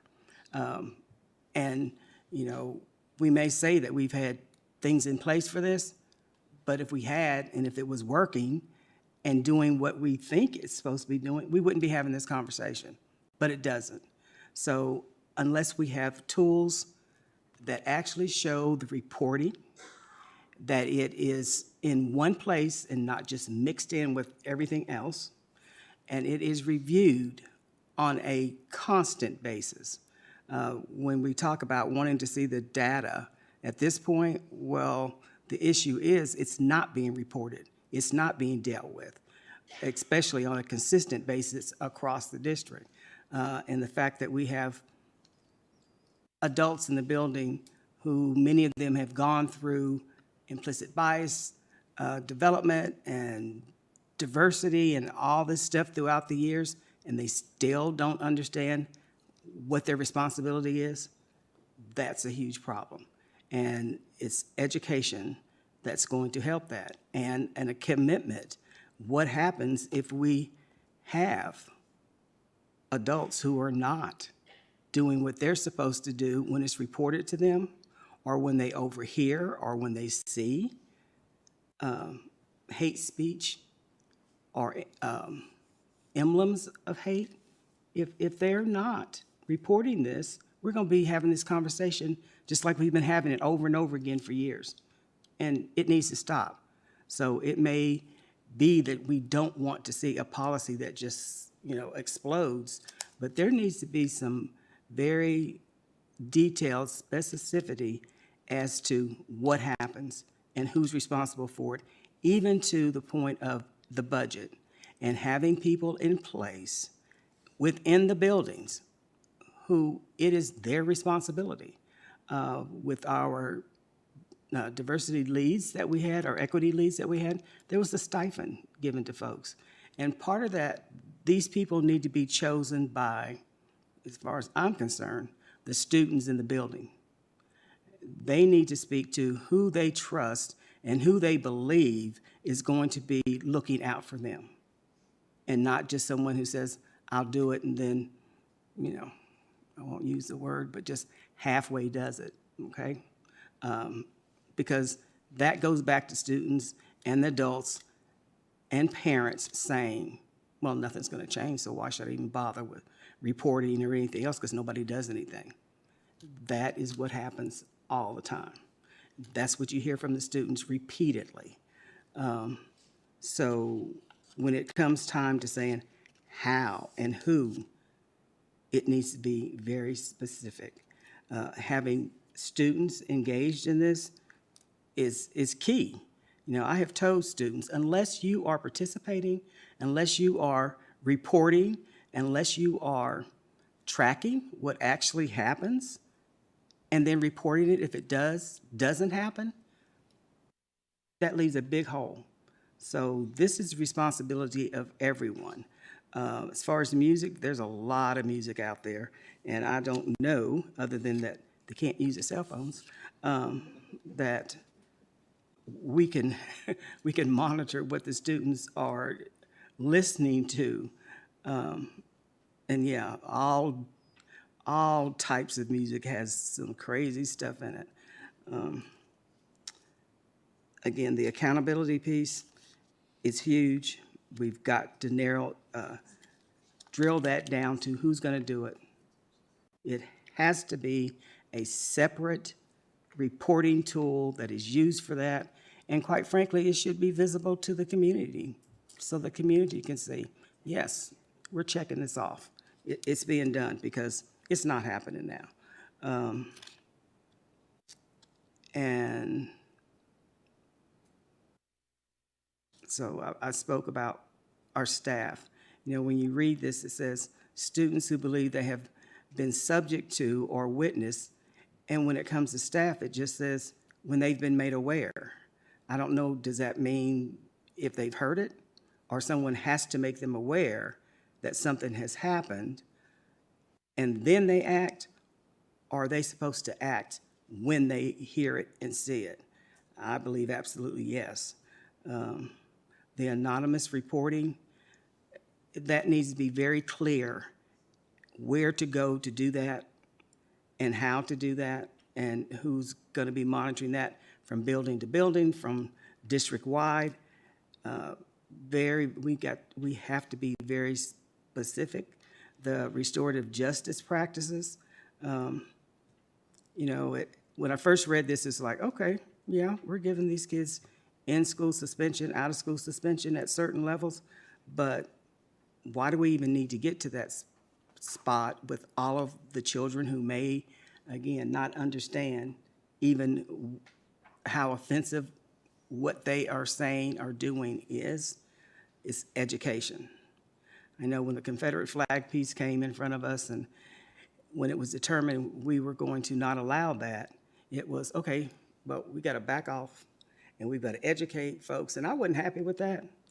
But as far as I'm concerned, this is much, much more than that, and education is key. If all you've ever heard is this, and the reasons why you say it is incorrect, folks need to be educated, whether they believe it or not. When you come into our buildings, it's not going to be tolerated. And unless we do this the right way, now, starting small, I can see how that can be effective, but if I'm one of the people who is not being addressed because we're starting small, how long do I have to wait before I get my concerns, my feelings, my ability to focus on what I'm supposed to be here doing is to learn? How long do I have to wait till it's my turn? You know, so I think this is a lot of conversation, but there are key things that can be done right now. That is deciding how it's going to be reported, who it's going to be reported to, and who is going to hold folks accountable to take action on what's going on. Sending kids out of school, we have enough of that already. This is a time to help educate our students if they've gotten to the level where, okay, we need to send a big message. We're sending you to in-school suspension. For an out-of-school suspension, I would hate to understand where a child or an adult is at, that we have done everything we can and they still refuse to speak to people or refer to people in ways that are not respectful. Again, I am so thankful that this is in front of us, and I really appreciate all the community input that we have received and folks coming to speak, because it is something that needs to stop. And again, I appreciate you all supporting these efforts, but we've got a lot more work we have to do as far as, because it's going to cost some money unless we put people in place to do this. And it can't be on top of everything else that you're doing, at least not for the beginning of this, to make sure everything that we're saying, this time, everything that we're saying is going to be happening. Thank you, Ms. Franklin. Let me pile on a couple comments here and we can, go ahead. One thing I would like to say is I like the idea of the anonymous tip line a lot, or a tip line in general. It doesn't have to be anonymous. Coming from Eastmont, we do have a lesser amount of diversity than other schools, and I think that it's a lot easier to kind of be singled out and kind of figured out who has said what and everything, and that can cause a lot of problems, especially for the person that reports it. So I think an anonymous tip line, or just like a Google form that can be typed out and like a choice or not to put your name or not, but advise students, like if you want a change to occur, you might have to express a little more of what's going on in your situation. Thank you. Great, thank you so much. It's a great perspective. Just to pile on a couple comments and we can keep going around if we need to. I really appreciate Ms. Franklin's comments because I've been grappling with this because, got a lot of great feedback and we've heard a lot of stuff tonight. And like, this is an area where like, I would love to change the world, right? Change the mindset, to change, build a community. A lot of great speakers tonight spoke to that. This is a hard problem, right? And we don't control what happens when the students leave our buildings, and we don't control every minute of their day, right? So, I was thinking about the comment from one of the speakers about starting small and trying to make progress there, but I definitely agree starting small shouldn't be excluding folks who need this protection, right? I think starting small, in my mind, as I'm thinking through this, is being more specific, being more intentional about what we're trying to do, like not trying to boil the ocean on every single possible method of discipline and all the different stuff. But, and to me, it starts with being specific about what it is that we're talking about, right? So I know in the comments we got a lot of suggestions. One of our board members sent a suggestion about more specific language about what it is we're talking about. So as opposed to words like insult and what was the other word? Offend. Insult and offend, right? Which a lot of things could do that, being called a Swiftie or not, right? But talking about things that are degrading, that are dehumanizing, that vilify, humiliate, incite hatred against, right? I mean, stronger words so that we can hopefully cut through some of the First Amendment kind of concerns. I'm just expressing my opinion, right? Versus I am trying to dehumanize you for whatever reason. I think that's a great first step. But I know you've gotten a lot of feedback already from emails and from our comments, from public address. We'll get legal feedback as well. I think definitely appreciate all the efforts by the administration to try to pull something together. I mean, I would imagine, I've been in your shoes, but starting a policy from scratch is not easy, right? It's one thing to amend it based on incremental changes or legislative actions, but we're building a new policy here, a policy that not many districts have, right? So it's not easy. Definitely appreciate all the hard work into this, and hopefully get some good feedback to go into that. All right. Any other board members with any other comments? Any student reps with any other comments? Sure. So Christiansburg Institute has actually developed a curriculum that can be taught, and they are an excellent resource to help with the education piece of this. And the interns who are working with them, those young people, many of them spoke, they truly understand from coming from the buildings and then going to CI in their offices and in their museum, and them getting a much deeper understanding of the history and the contributions, and why the N-word is so offensive, because there's a lot of young people who don't understand the offense that's there until you explain it to them, and then they get it. But that is an excellent resource who have come and said, we want to help. And to do this, it's going to take all the help we can get. Just on that, I met with Mr. Sanchez and Ms. Sherman Lee about a week ago. We have another meeting scheduled, though. I agree with you. Great input, and it's a great resource in our community. Someone who's really passionate about not only the history of the Christiansburg Institute, but also about ending racism in the county. So that's a great idea. If what I heard from the school board is correct, going to take all the feedback. Dr. Guidry's going to email me that piece that he has, and we'll get the feedback from the board attorney, who's still reviewing this initial iteration, and then I'll share it back with all of you. Again, not for a second read, but for further discussion at the next meeting, if we can get it done by then. Did I hear that right? Yeah, and just for clarity for the public, that means that we're not going to be voting on it next meeting. We'd be voting on it at some later time. I think that's fair, right? This is something we want to discuss a little further before we bring something for a vote. Let's, work it out where it's exactly where we want it to be. Yeah, but let's not end up dragging this out. And this also is a good time to communicate with our students that we want to hear from them. And it's time for them to get engaged in this process. How do we make the hate stop?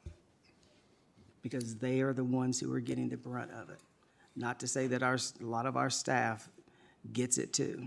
And the microaggression is a microaggression. Dr. Bragan, a suggestion was made, potentially try to look at some kind of community input into this, like student-led input into this, just to kind of get their take as well. I don't know, again, I don't want to drag it out, but it would be smart to get their take on this. What makes sense on the surface, just hearing it, would be to bring it to the high school leadership and have them get committees in their buildings to get feedback. I think if we put it out too broad, like, hey, everybody, a survey, I don't think we're going to get the feedback we want. That's my 2 cents right now, but we could think about that more moving forward. I like that we're doing it in a vacuum at least, right? Yeah, So the one thing that concerns me with that is that we will get different comments from different schools depending on their level of diversity or just the area, and that we're gonna honor all the voices. But one of the most powerful things that have happened in this district since I have been on this board is when we bring students together from across the county to have these conversations, to come to some kind of understanding as this is what we think will work, and not just this building, that building. Yeah, we all have our own communities, but this is a district-wide effort, and I think bringing students together from across the district would be powerful. Okay, good point. Board, any other comments? I'll just add a couple of things. First, I do want to thank the community for writing such thoughtful emails and sending along suggestions and materials. One of the things that I noticed, so it's not all by email that I'm doing this, is that there's an onus that's put on the member of a minority population or somebody who's the target. And I agree that there needs to be, I know that some districts will lay out what the responsibilities of staff are and what they're required to do, so that the responsibility is spread beyond just the person who is the target of it, and also to speak to the kind of the larger climate. So that's something that I would really like to see. And then another thing that came to my mind, and this does speak a little bit to the free speech concerns of some people, is that by using such broad language, there could be a student in a classroom who is being taught about the history of slavery and thinks, that makes them uncomfortable. And so, I think I agree that we don't want to make it overly complex, so it's good to have a small start, but at the same time, there's some really thorny issues here, and I'd like to see them addressed. But again, I thank everyone for their feedback, and I look forward to a revised draft. So I have to follow up with that. When you say you're teaching the history of slavery and it makes someone uncomfortable, it should make everybody uncomfortable. But that's history. There's a lot of things in history besides just slavery that make me uncomfortable. So we need to teach what we need to teach.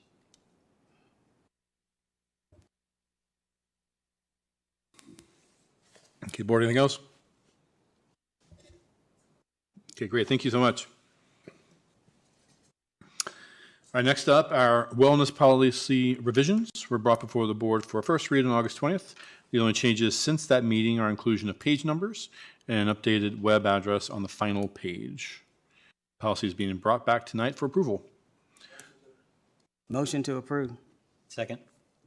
Ms. Franklin and Dr. Browntree. Any discussion? Yeah, I have some. And as have had each time, I do appreciate it is a very long, very extensive policy, and I appreciate all the work that's gone into it. And there's many things in here that I do like and I do feel important.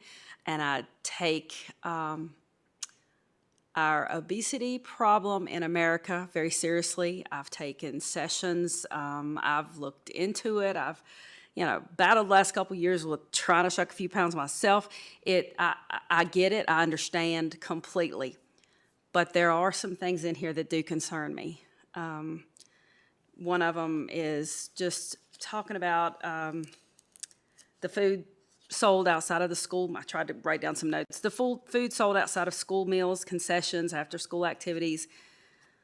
There should be there's not supposed to be any logos, that's really going to hurt because we have donations, we have, coolers that might say Pepsi on it, and I'm just using that name broadly, or Dr. Pepper or whatever, or if donated things, that keeps that from happening. And that could really hurt a lot of concession type events. And then, I've spoke with some parents on how they feel with the different, and I understand their examples, and I understand it's ideals and examples of what you can bring, but when we start talking policy, people start thinking it's the law and it's how it's got to be. And I understand and I encourage health awareness, but some of the healthy snack and beverage ideas that are listed, those aren't something elementary students, a lot of them are very, very fond of. And in educational purposes are a whole lot of this, and I completely understand what I'm saying. But it's also a little difficult for parents to bring things like this in for a whole classroom. And we talk about having parent involvement, but yet we're making it difficult for that to happen.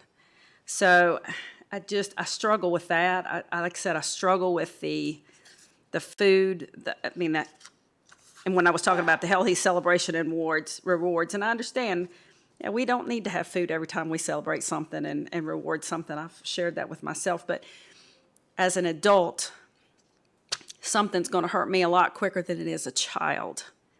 And I am a true believer that 2 small cookies once every month or school lunches is not what is making our obesity problem in America. And if we truly think that, then I believe, in my opinion, that we are mistaken. And I do believe when we adopted this 15 years ago, we saw what a disaster it became. And because it got too strict, and all it did was force students to get food elsewhere and outside of that. And parents were like, hey, they don't want to eat in the schools because they don't like it, or it became a huge negative effect, and I do not want this to happen, and I said that the last meeting as well. So if it stays this way, I'm going to be voting no, and it's not that I don't respect it. It's just, I just think that it could become, we're circling back around doing the same thing we did 12 or 15 years ago. Okay, so I'm in agreement with Ms. Bond. She knows a little bit more about this than I do because she was actually on the board when the first one took place. But I've done some research and I've got my notes, and I read this policy at least 2 or 3 times just to make sure I wasn't missing anything, because it's a lot. And I believe I raised the question in the beginning about the concession stands and the logos and the cups because of what a price issue to the school it would be, or an expense. Let me rephrase that. So there's lots of pieces about the wellness policy that I love. There's lots of pieces in there that I totally agree with. But the part that I'm actually personally having an issue with falls under the food and beverage marketing section. And so I've got down scoreboards, message boards, menu boards, coolers, cups. These are enormous expenses that would be on us if all of those had to be paid for. And I wasn't real clear about, there's something in there about fundraising. I don't remember that from before, but it could just be because I overlooked it. I'm not really sure I'm understanding what the fundraising part is, because is this going to be, I know there won't be fundraising during the school day, I'm assuming, but is this going to be at like school events? Because the issue that I have with that is that if we're trying to fundraise with items such as food, possibly, or so that's but that's going to hurt. Wouldn't that hurt our do we not have, that's exempt from. Okay, no, so yeah, so no. So no, that's kind of talking on both sides. But you know, I like I said, and then there was a statement, immediate replacement of large items is not required. I didn't really kind of understand that statement. It didn't really make a lot of sense to me. So there's a lot in this that I'm questioning, and if we want to go back and maybe revisit some items on it and maybe revise certain areas on it, I might be okay with it. But unfortunately, the way the state that it's now with what it states, like I said, there's a lot of good pieces in it, and I'm good with a lot of it, but there's a few things in there that I just do not feel comfortable with or agree about. So if it stays the current state that it is, I will be voting no. Okay, let's keep going around. Dr. Guthrie? Any comments? I'm going to reserve and continue, then if you could come back to me. Passing. I'll have something to say. Ms. Franklin? Don't worry about that. So I hear you, Ms. Vaughn, and I've heard you for years, and I absolutely agree that what kids get in school is not causing obesity issues in this country. It was at the federal level when they changed what kids eat that affected school lunches and how kids were eating. And thank goodness some of that has been adjusted and our students are eating, because these are places, school is where some children get their meals for the day. The education piece of this also is make better choices. So it is extensive. And one of the things that I've learned throughout the years is our folks in our nutrition department understand this stuff inside and out. And I don't, and can't be in buildings constantly seeing what parents can't afford to bring to school because they want their child to be able to participate. So I hear you, but I got a more important policy I'm working on. That's not fair. Area. Dr. Roundtree? Yes, I think for the most part, I'm all right with this policy, but one question I have is the rewards-based items. So we heard from one of our students earlier today that there were ice cream sandwiches at the end of the day for the last week of school. Is that allowed in this policy, or is that excluded? Ice cream sandwiches are considered a smart snack. Mr. Garrettson, you want to elaborate on that? Because I asked that same question. I don't have specific information about the ice cream snack at Christiansburg High School. I know Mr. Gwynn was very proud of his students and had shared with me a few days earlier that he wanted to do something nice for them. I do know that schools do have the opportunity to purchase some of their food items through the school nutrition program. Those would meet smart snack standards. I do not know if that's where he purchased the items for the students at Christiansburg High. But just on that, Mr. Garrison, I do know about the ice cream sandwiches sorry. because I asked Michelle Knotts, who's in charge of our food service program, because the contract that we just signed with the new food service provider allows for a la carte items for them to sell, water bottles, other things like that, and ice cream sandwiches are one of those items. Okay. So I thought this may have been in conflict with that agreement that we just signed. So we had a long conversation about it, and many of those things that we would perceive that we sell as a la carte items at lunch that are not necessarily healthy were considered under this federal government as smart snacks, and ice cream sandwiches were one. I don't know if the specific ones that Mr. Gwynn got were the same ones. Yes, sir. So they would be okay under this policy if they're purchased through the nutrition program. Correct, that we or have. met those standards, what would be considered a quote-unquote smart snack. Okay. Yeah, because I know lots of schools have ice cream sandwiches on Fridays for classes with the best attendance and whatnot. So one of the things, I'm sorry, mister, that I have learned over the years is what we consider an ice cream sandwich that I'm buying at Kroger's is not the same ice cream sandwich that's coming through the nutrition program. Pizza, a lot of the foods that we look at and go, but it is formulated different. It has to go through government approval. The companies who sell to the school system have to be approved to be able to sell because they have met those standards with the modifications to the food. So, we should have Ms. Knott come and do a presentation about this because it's fascinating to me anyway. Well, it's not a bad idea because in my mind, smart snacks, a carrot, an apple, piece of celery, right? As Ms. Franklin said, it's the way the foods are made, percentage of fat contained, sugar, and other things that I don't want to sound ignorant, 'cause I don't know what the other things are, but. And however, I do agree with that 100%. Just the healthy snack and beverage ideas, low-fat air popcorn with no added butter or salt, baked whole grain tortilla chips with salsa and bean dip. These are ideas for elementary schools. Low-fat cheese served with fruit or whole grain crackers. Hummus served with vegetable or whole grain crackers.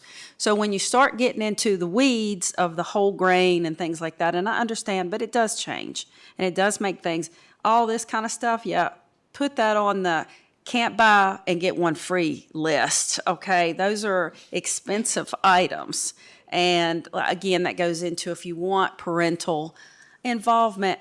Not everybody can do things like this for a whole classroom of students if they do a celebration for a birthday or for an outing or for a Valentine's Day party or things like that. And again, I don't know, speaking from a concession person who ran it for years for Christiansburg football, I know the money that is brought in to support that venue and how much we had to raise to buy helmets for safety and non-concussion for our football players, watering systems, things like that. Those concessions is what paid for after meals for the football players at games. And, we slung some chili and some nachos and some hot dogs and you sell what you can to make the money and, chips and you know, a 3-ounce bag of chips, I'm sorry, again, I don't believe that's what's making our obesity problem. It's eating a big bag, and that's not what we're selling at concession stands. And I'm afraid that these limitations are going to limit that kind of productivity for our sports or any extra activity, you know. Mr. Garrison, I'm kind of cutting in line here, but I do want to piggyback on that. Sorry, Ms. Pardon. It's okay. But I do want to clarify that, though, because that was kind of my biggest question. Are athletic concession stands impacted by this as well? Because those are after school, independent, outside of school hours, right?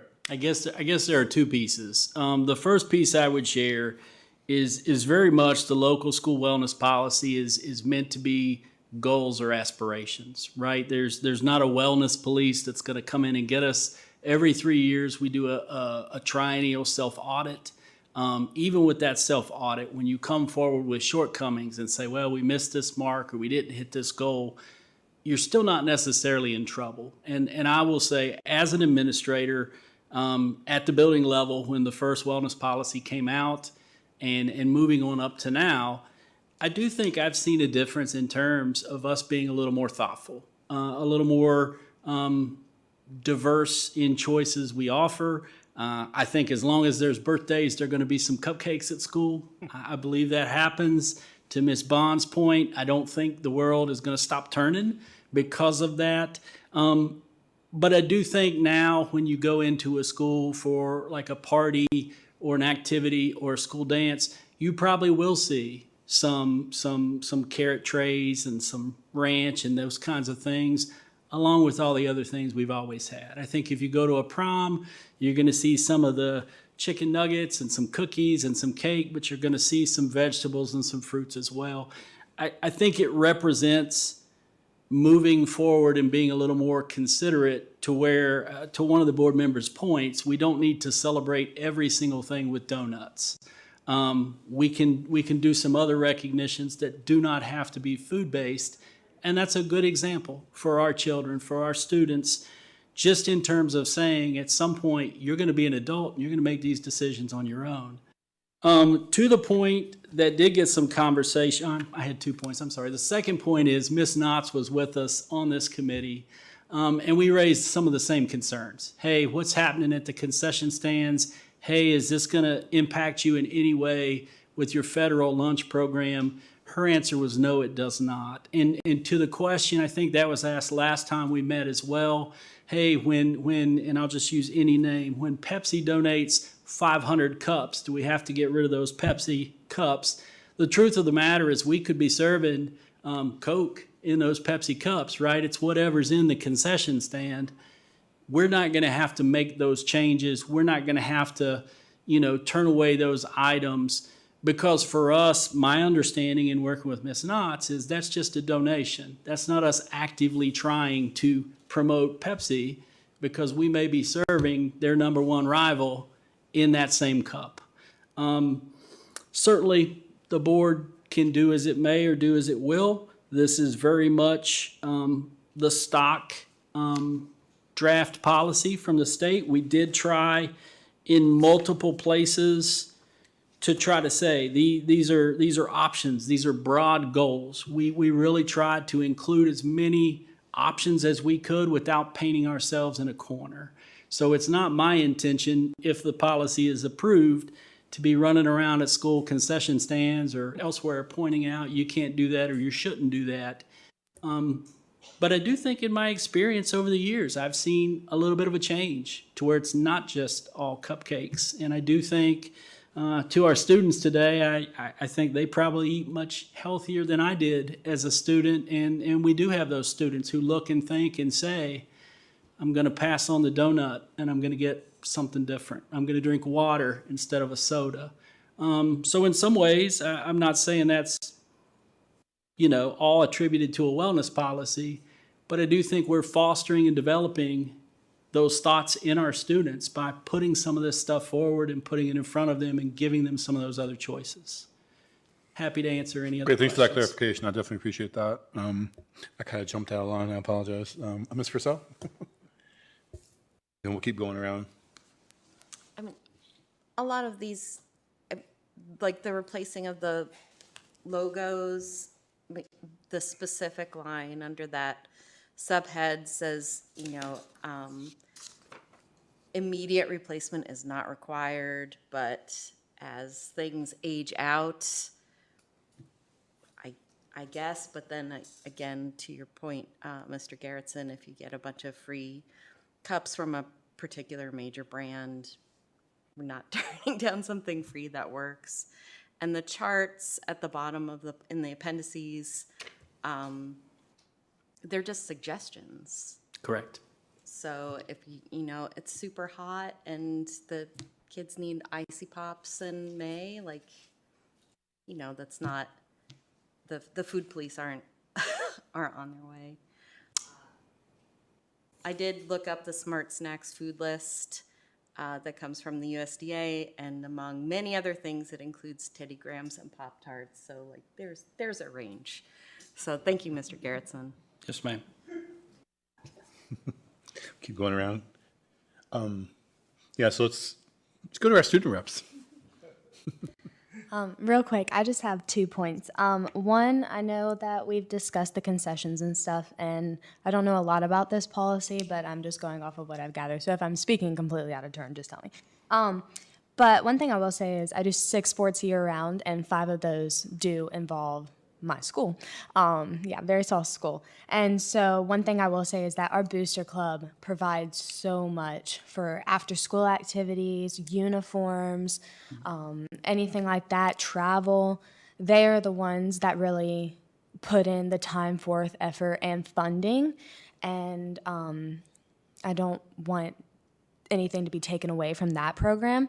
As a small school as it is, we already have some issues funding as it is, and I think that we just need to be careful about how this is affecting that. And then 2, my sister is actually a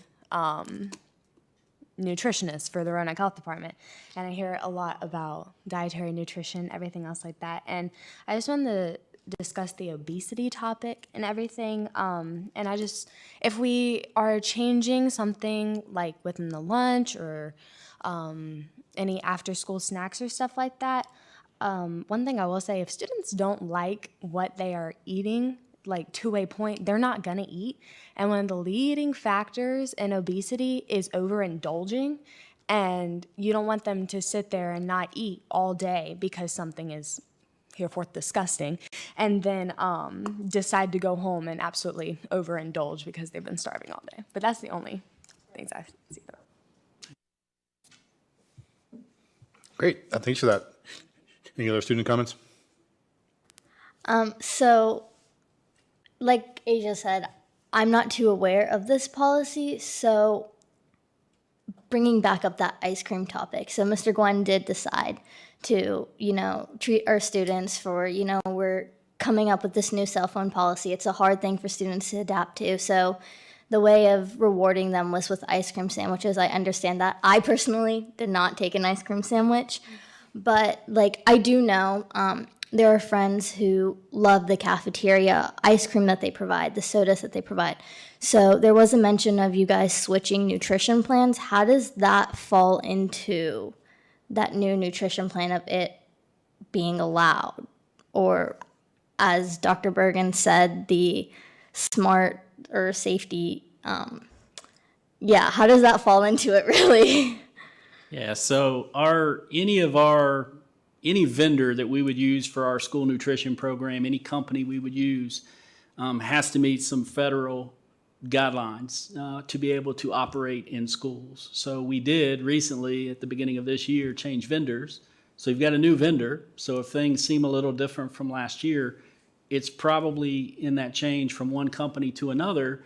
But either of those companies, and even a list of other vendors who are maybe trying to get our business, they all have to meet the federal guidelines for us to be able to receive some benefits in our school lunch program, to be able to provide free and reduced lunch to those students and basically be able to serve in cafeterias. Ms. Knotts, who we mentioned is kind of our lead central office person for managing that nutrition program. So we really are not able to put a company in place who doesn't meet the standard unless we're talking about backing out of the federal nutrition program, which essentially no public school would ever really want to consider to do.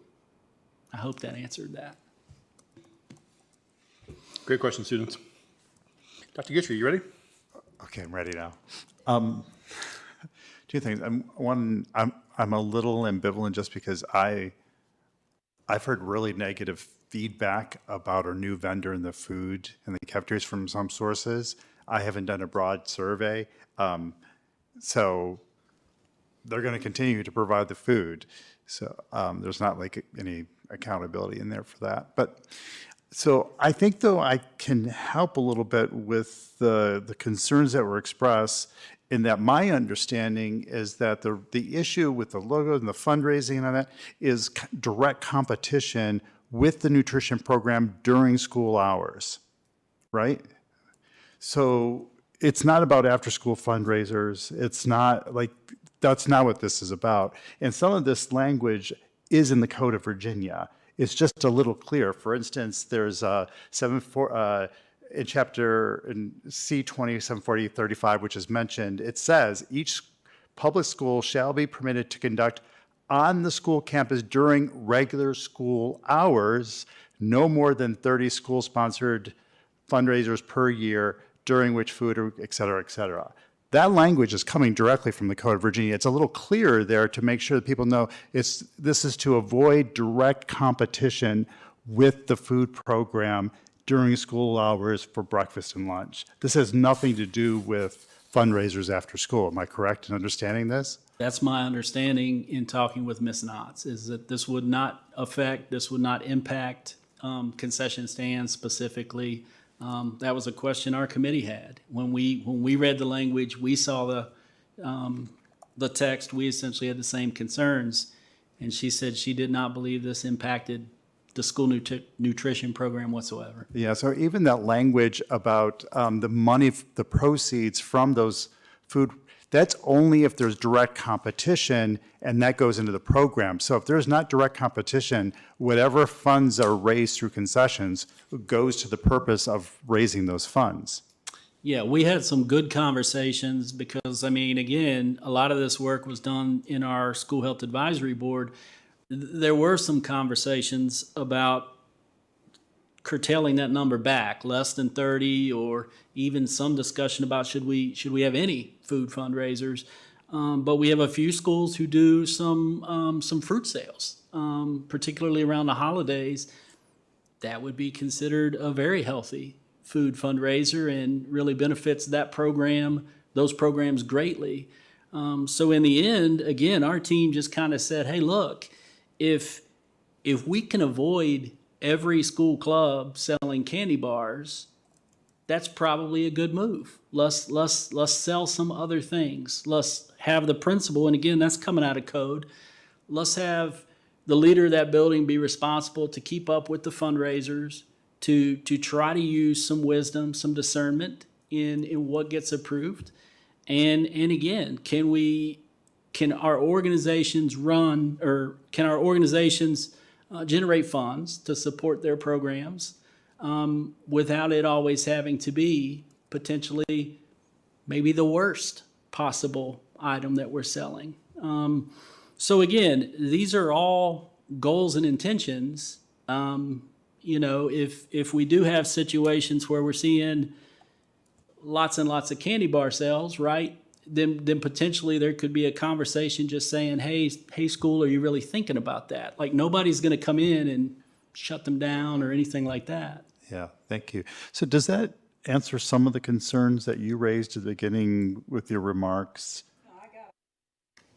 I think you're talking about, you may have been directing that to me, possibly. Because I asked about the fundraising and the concessions and stuff. Yeah. I followed that. I've read this like 5 times today. So I completely get it. Thank you. I mean, but it's still, food advertising and marketing is defined as an oral, written, or graphic statement made for the purpose of promoting the sale of food. It doesn't say during the day.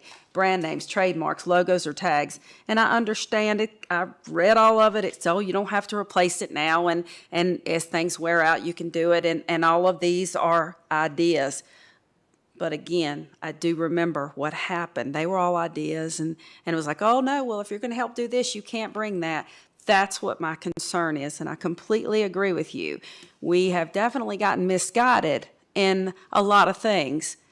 You know, yeah, eating a whole box of donuts, yeah, that will get you. But you know what, one, periodically, it's not going to get you. You're exactly right. It's how much you eat. It's not always what you eat, and we've gotten so misguided over that type of thing, and that's my whole concern with this. Is the educational piece of it is sometimes, I don't know what the word for it is, that's where I'm concerned at. And I don't want to see us go down that slippery slope again by falling into those ideals. You know, it's the same thing with, I understand it's just an idea of meatless Monday. And that's great for those who don't like meat. But for those who do, well, that's not a great thing. So, and it's an idea, but it's not to me, I just think she hit the nail on the head. If you don't like this and it goes to that direction, you're not going to eat lunch here, you're going to wait and go fast food afterward, and that's exactly what happened. And I that's my concern, and we know it happened. So, you know, she hit the nail on the head. She really did. So, I'll shut up. Okay, board, any other comments? Yes. Okay. So I think my main concern right now is that it kind of sounds like, from what I'm hearing from others, it's like the explanations are not matching the wording of the policy, which can be an issue because it can be a problem because once it's a policy, well, the policy is considered the law, and you can't say this is just a suggestion if it's a policy, because if we put it in a policy, it's going to need to be followed. So if it's not stated correctly in the policy, then it needs to be rewritten and be more specific, adding in whatever verbiage needs to be there on that for me to be able to vote yes.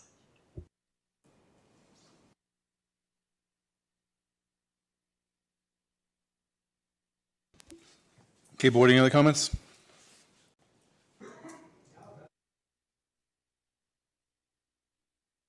Okay, we have a vote and a second on the floor.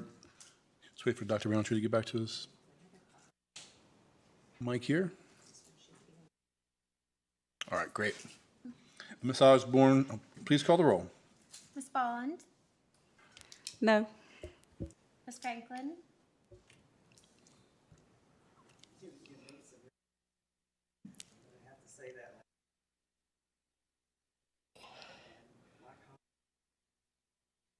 Turn your mic on, Ms. Franklin, I'm sorry. Oh, no, they just turn it on there. Again, you're good, you're good. Okay. I was just turned the wrong way, so I'm going to vote no. Dr. Gitchery? Abstain. Ms. Barton? No. Ms. Purcell? Yes. Dr. Roundtree? Yes. Dr. Hudson? Because we have an abstention, what happens if we have a tie?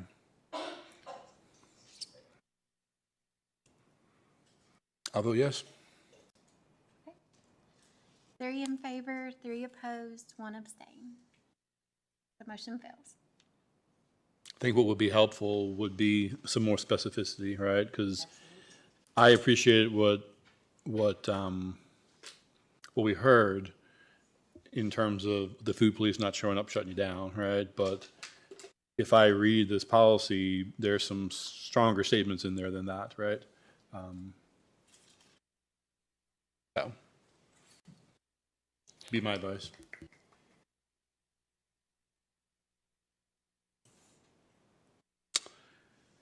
Okay, next up, Dr. Tony Walker, our Director of Special Education, will present information on division supports for students with disabilities. A point of order. Our student representatives, usually there's a time at which is now that time? Yeah, but between 9 and 9:30, whenever they feel comfortable, they can go ahead and go if they'd like. But we know you're so engaged, you don't want to leave, right?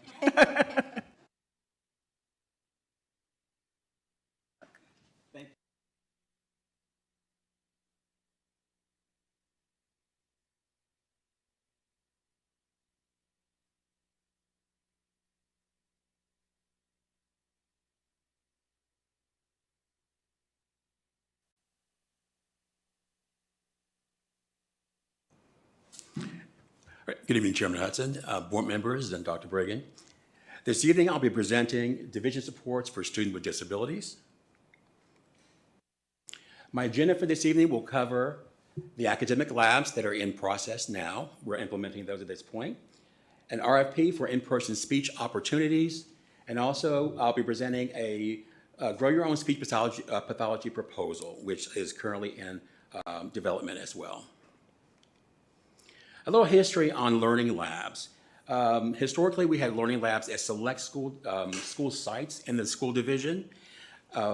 Those learning labs were dissolved to bring teachers into the classroom settings because teachers were needed at that time, and also due to some implementation difficulties with those learning labs. Those programs, again, they provided intense instructional behavior supports for specific students, while again providing continued access to the general curriculum. So we have a need to bring those back at this point in time. Based on trends from the 23-24 school year, many students with disabilities had difficulty accessing the general curriculum, and they needed some safe spaces to go.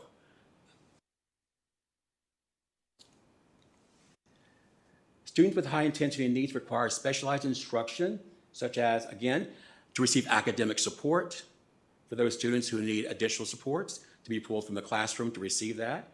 Communication, de-escalation if they're having difficulty or periods of crisis. Regulation if they are dysregulated. And also ABA support, they can be scheduled by BCBAs to receive ABA support in academic labs.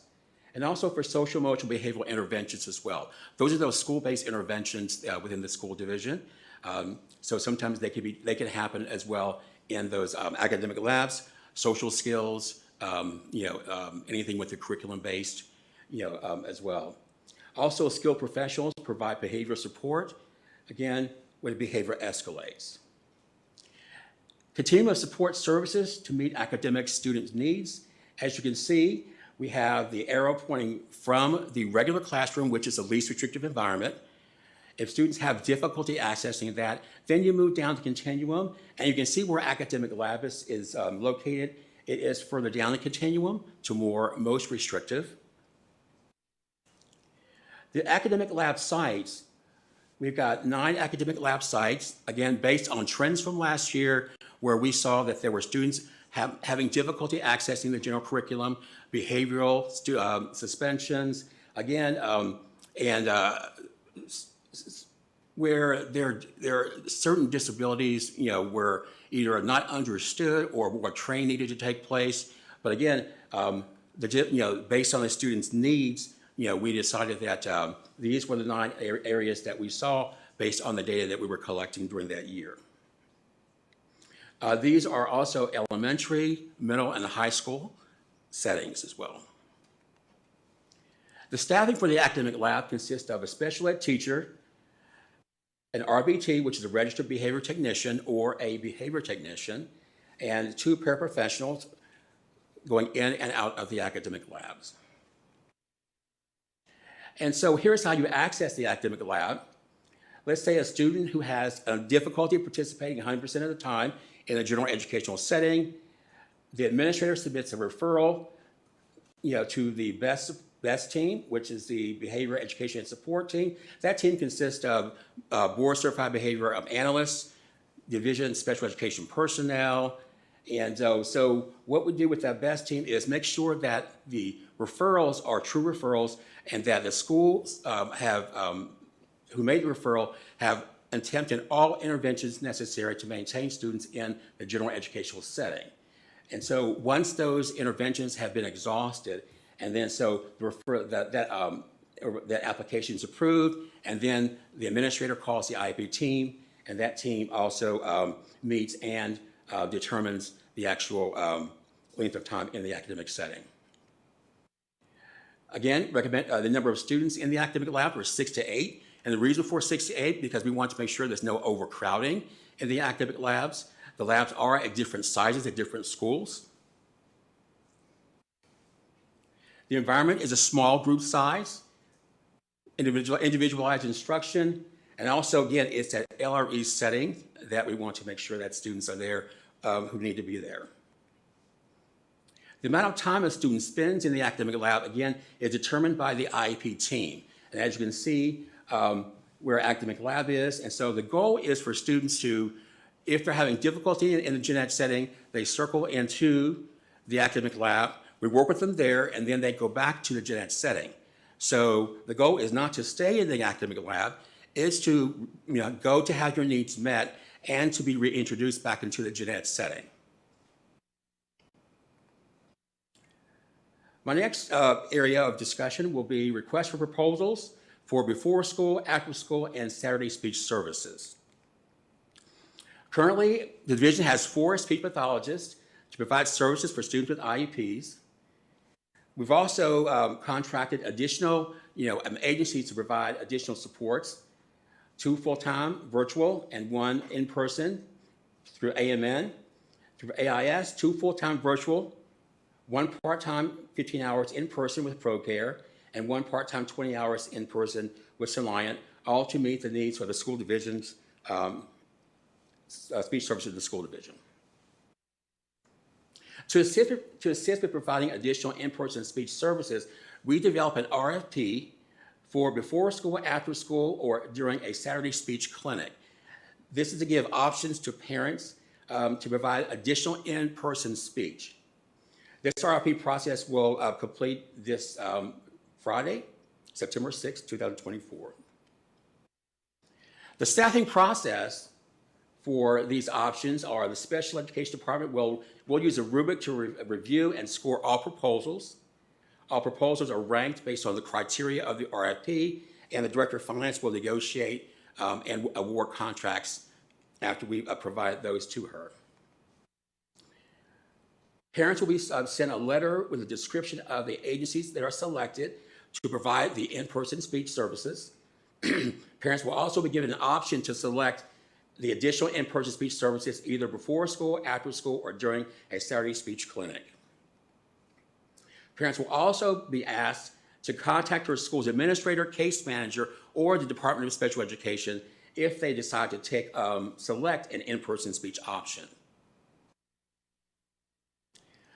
Once parents choose an in-person speech option, their students will be moved from teletherapy services to in-person speech services, and those students will remain on the new speech pathologist caseload for the rest of the school year, unless the parents decide they want to move back to teletherapy.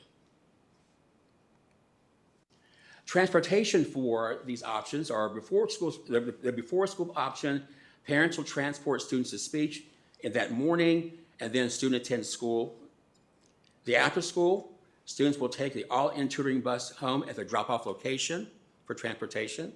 And for the Saturday speech clinic, of course, parents will transport those students to and from speech session. The next area I'm going to talk about is Grow Your Own Speech Proposal. This is currently in development as we speak. The goal for Grow Your Own is to increase the capacity of the school division's speech and language pathologists to deliver in-person speech and language services. Goal 2 is to establish a collaborative partnership with Radford University's Speech and Language Department. And goal 3 is to develop a pathway for qualified division personnel to obtain a master's degree and licensure through Radford University's Speech and Language Program. As you know, nationwide, there's a nationwide shortage of speech pathologists that impacts the division's ability to provide in-service speech in-person speech service for students with disabilities. Again, the shortage of the speech pathologist has created a highly competitive atmosphere within the educational region. We're all fighting for the same small pool of speech pathologists. Again, the shortage has forced us to go through an RIP to provide different ways to provide in-person services for students with disabilities, as well as virtual speech pathologists as well. This is done in order to meet the IEPs of students, their service times in the IEPs, that we're obligated to do so. The process is we plan to collaborate with local stakeholders to enter into an MOU to grow our own qualified related speech services personnel to provide speech services to meet the needs of the students within the division. We plan to enter into funding agreements and with division personnel to complete the necessary coursework to leading to the master's degree and full licensure of speech pathology. Before the school division provides any funding for coursework, participating personnel will sign an agreement to be employed by the division for 5 consecutive school years. Each school year will equal to 20% proactive funding from the school division. Once an employee has been gainfully employed for 5 years after receiving the master's degree, they fulfill their obligation according to the agreement. However, if they separate from the school division, then they'll reimburse the school division for 20% each year not completed per the agreement. Selection of those participating in the program: those who have a bachelor's degree in communication, a master's degree, or a bachelor's degree in any related field of study may apply to be considered for the Grow Your Own program. All participants will participate in the program will make application to Radford University Speech and Language Program. Participants will have their transcripts evaluated by Radford University to see if they meet criteria for acceptance into the program. In addition to this process here, we also going to be looking to provide additional incentives for those speech pathologists to provide additional 2 years of service, beyond their current contracts. That ends my presentation. Any questions in relation to the 3 areas I've discussed this evening? Well, thank you, Dr. Walker. Appreciate that. Board, who has questions or comments? Who wants to start? Sure. So for the learning labs, will that give us any opportunity to bring students from Minnick or Rivermont, Gateway, or Virginia Institute of Autism back to the home schools? Yes. The labs can be used as a step down from private day, also from Montgomery Central as well, for students transitioning back to the comprehensive school setting. They may access the lab at certain classes during the day for any type of social skills, any type of intervention that needs to be continued. And so as a way to, to transition smoothly back into the school setting. And what percentage of those students do you expect will be able to transition back into their home school? Again, everything is needs-based, based on the student. So it's based on the progress of the student. And so that's a hard one to, determine, as we follow students, as they return back to the school division. We'll probably start that, since we're starting the labs, we'll start collecting that data, and we'll be able to provide that data to you at a later date. I'll provide Dr. Brigman that information to you. So we'll be tracking those students entering and exiting the programs. And how do we track those students in those alternate schools? Into the alternate schools? Yeah, when they're in the alternate schools, what is our tracking of their progress in the schools? We have a current tracking system that we use where we have our alternative school specialist goes and visits our students at the school setting. She also makes sure that we we conduct our IEPs as well. Progress reports are sent to us. Attendance is sent to us. And so based on those situations, we meet regularly with them as well and to determine how students are doing. And when students are able to transition back, then we do a slow transition back. We have some students that are transitioning back from, matter of fact, from Gateway, students transitioning back this school year. So that student may access a certain lab if it's at that school. If not, then we look to determine what will best meet that student's needs. Okay, thank you. Going around. Ms. Franklin? Okay, so with the transportation, so there's no transportation before school, no transportation for Saturday school. Why is that? Saturday school, again, based on the number of students that showed interest, there could possibly be transportation for Saturday. Okay. And what would that number be? Again, I'll have to get back with you with that number. It's based on when we send the information to parents, we will look to see how many. And so I guess we will, determine 10 to 20, students, possibly, maybe less, maybe 15 or so. But again, we'll determine that, again, also the availability of the bus drivers as well, transporting as well. Okay, so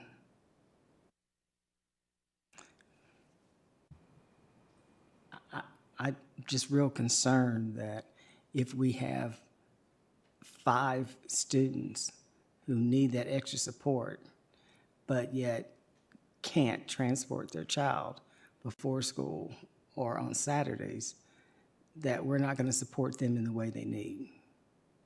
We can look at each student on an individual basis, and so that's something that we can discuss and possibly bring that back to you, but we're going to look at each kid individually. Okay. And the other, and I can't find the exact slide that talks about how many students are in the labs, 6 to 8? Yeah, 6 to 8. Even with the rotation with students, going through the lab, are we meeting all the students' needs that need the support? You mean in the academic labs? Right. Yes, our BCBAs do monitor the academic labs. They also provide training to our, it'll be ongoing training all year to all of the staff in the academic labs, and to make sure that they have the up-to-date strategies. Also, I mentioned that there are students, that are scheduled into the labs. They're scheduled there to provide the necessary support for them to be able to be maintained in the lab, as well as those supports will be able to have them exit the lab and participate in the general educational setting. So we make sure we establish that continuity for any skills that are taught there. Okay. So I understand that piece of it, but we only have so many hours in the day and so many days in school. Is that capacity meeting all of our students' needs? Yes, those students who are in the lab, it does meet their needs.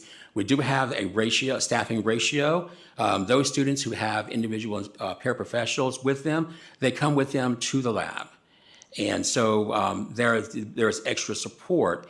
We have two paraprofessionals that are stationed in the lab, again, the RBT and the teacher, but their individual paraprofessionals will come in as well to provide support to those students if needed. So the ratio of support is increased, based upon, that ratio. Maybe I'm not phrasing this right. So if we've got a school day that's 4 hours, and we have 20 kids who need to go through that lab, and the school year is only 2 weeks, do we have the capability to service all those students that they're going to get?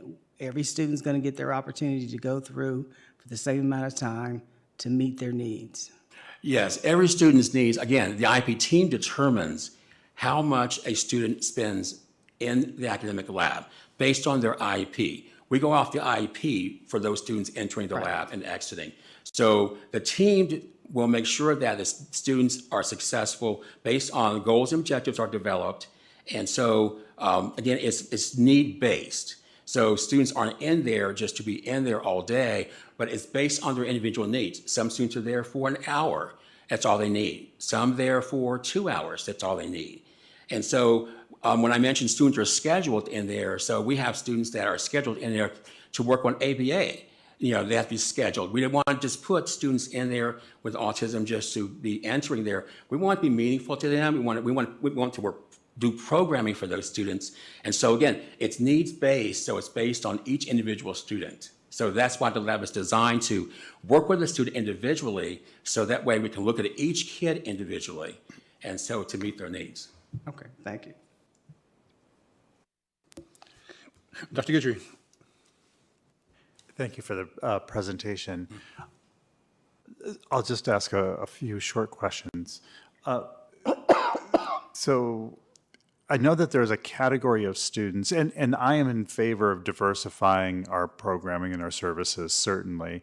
I do have concerns about whether we have the resources to actually pull this off, because this is going to require more resources.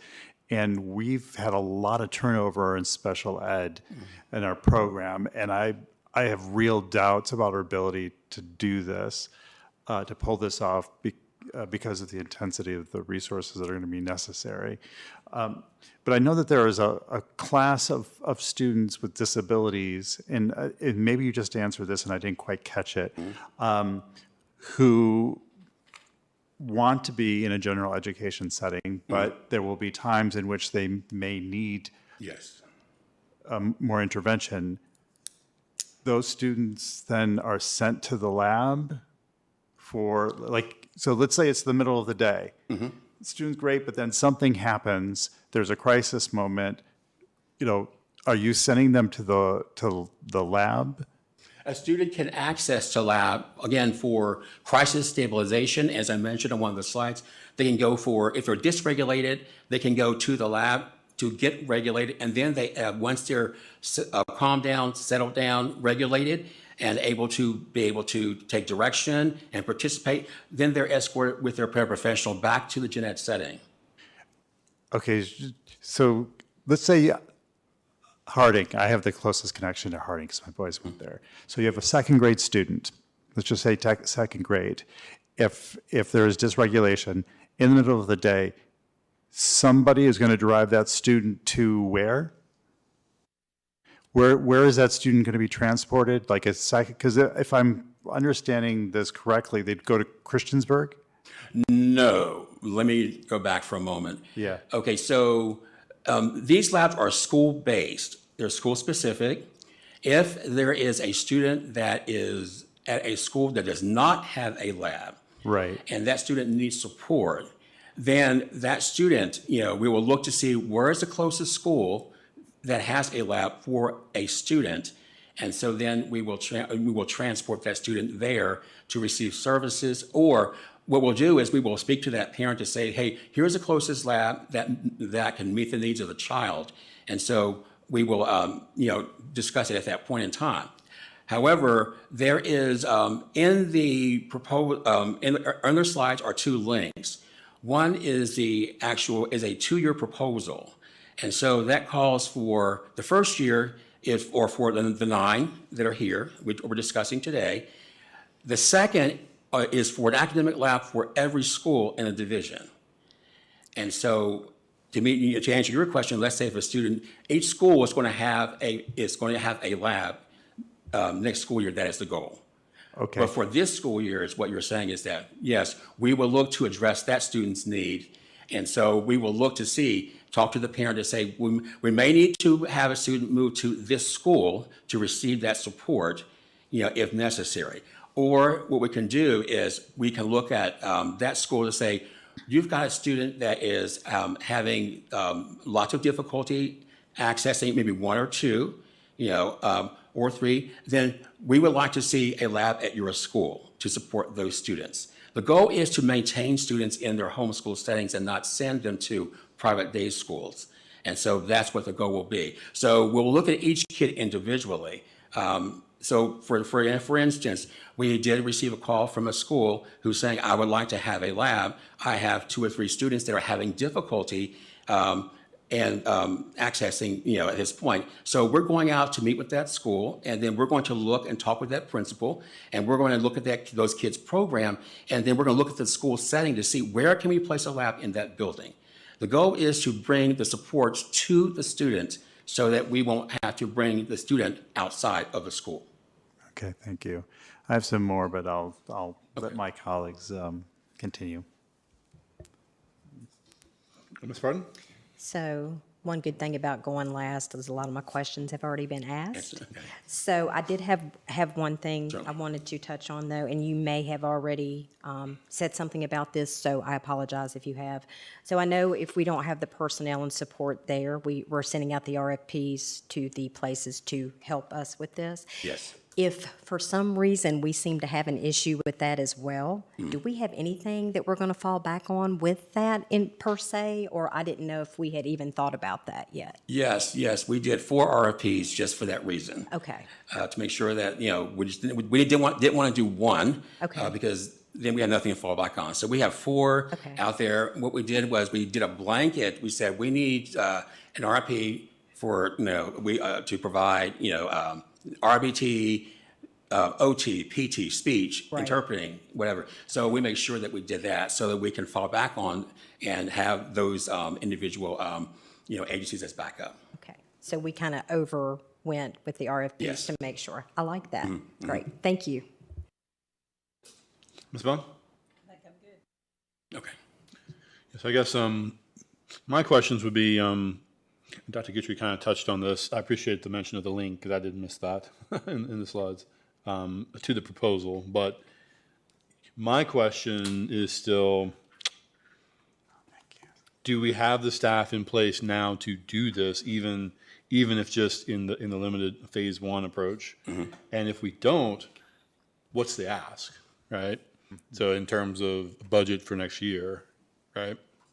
As per proposal, the budget for next year is to have an academic lab at each school, which requires, teachers to run the lab. And every student has a paraprofessional, so we're fine there. The RBTs, we work through grants as well to cover those as well. And so, for example, some schools this year, we did talk with principals, and they've identified teachers that they want to do the lab.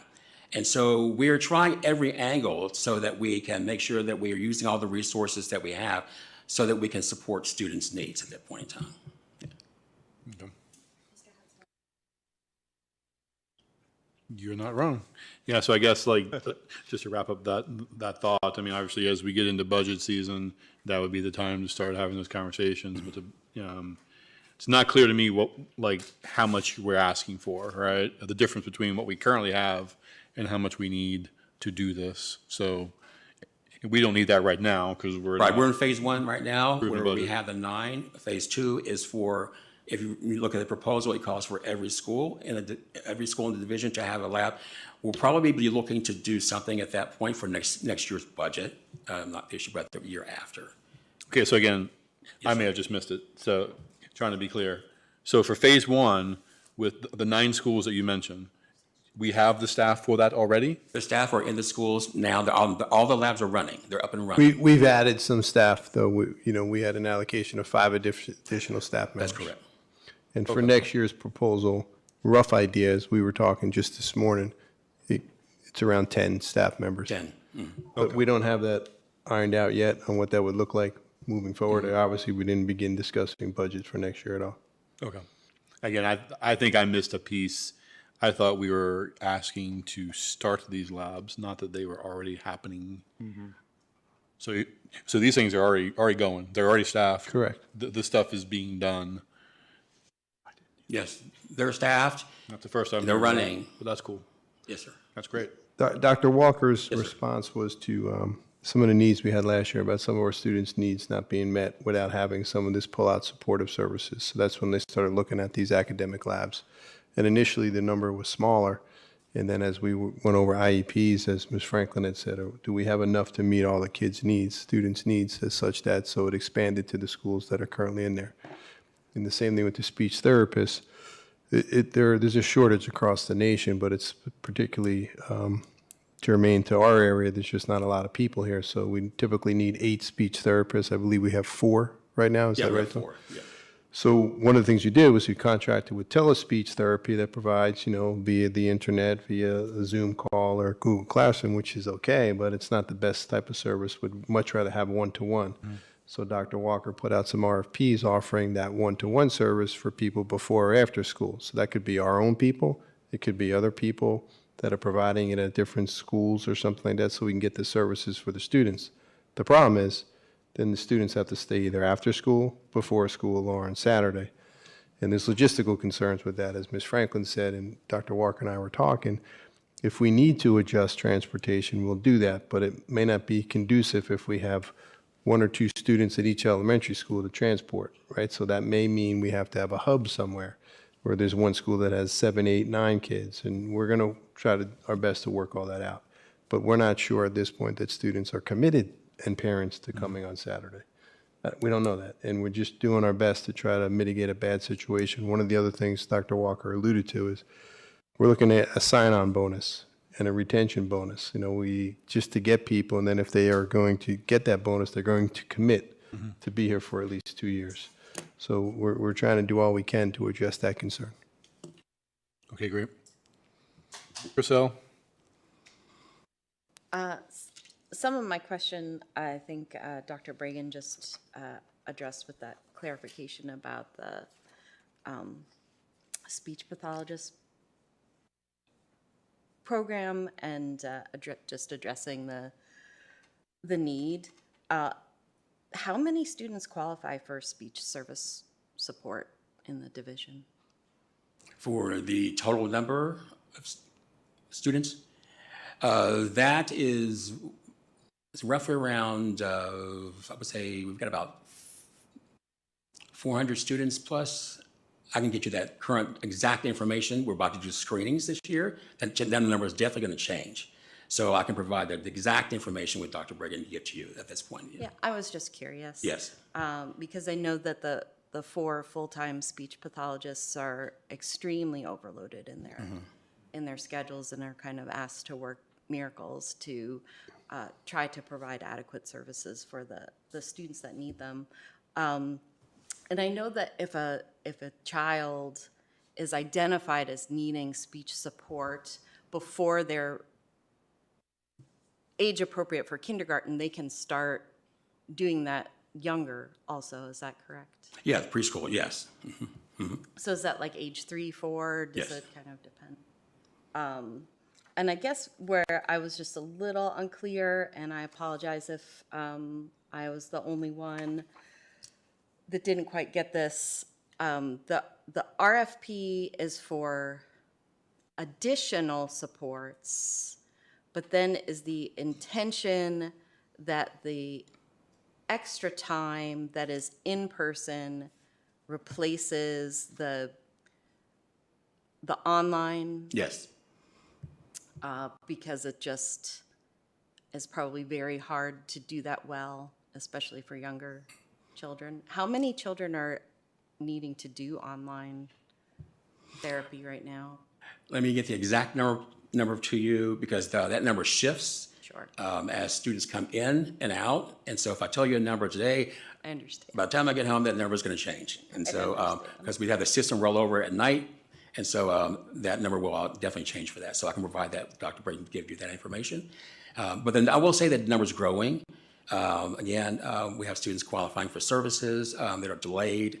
And so we are past post-pandemic, but we're not past the issues that our pandemic has caused for our students who are not having access during that period of time to services and supports.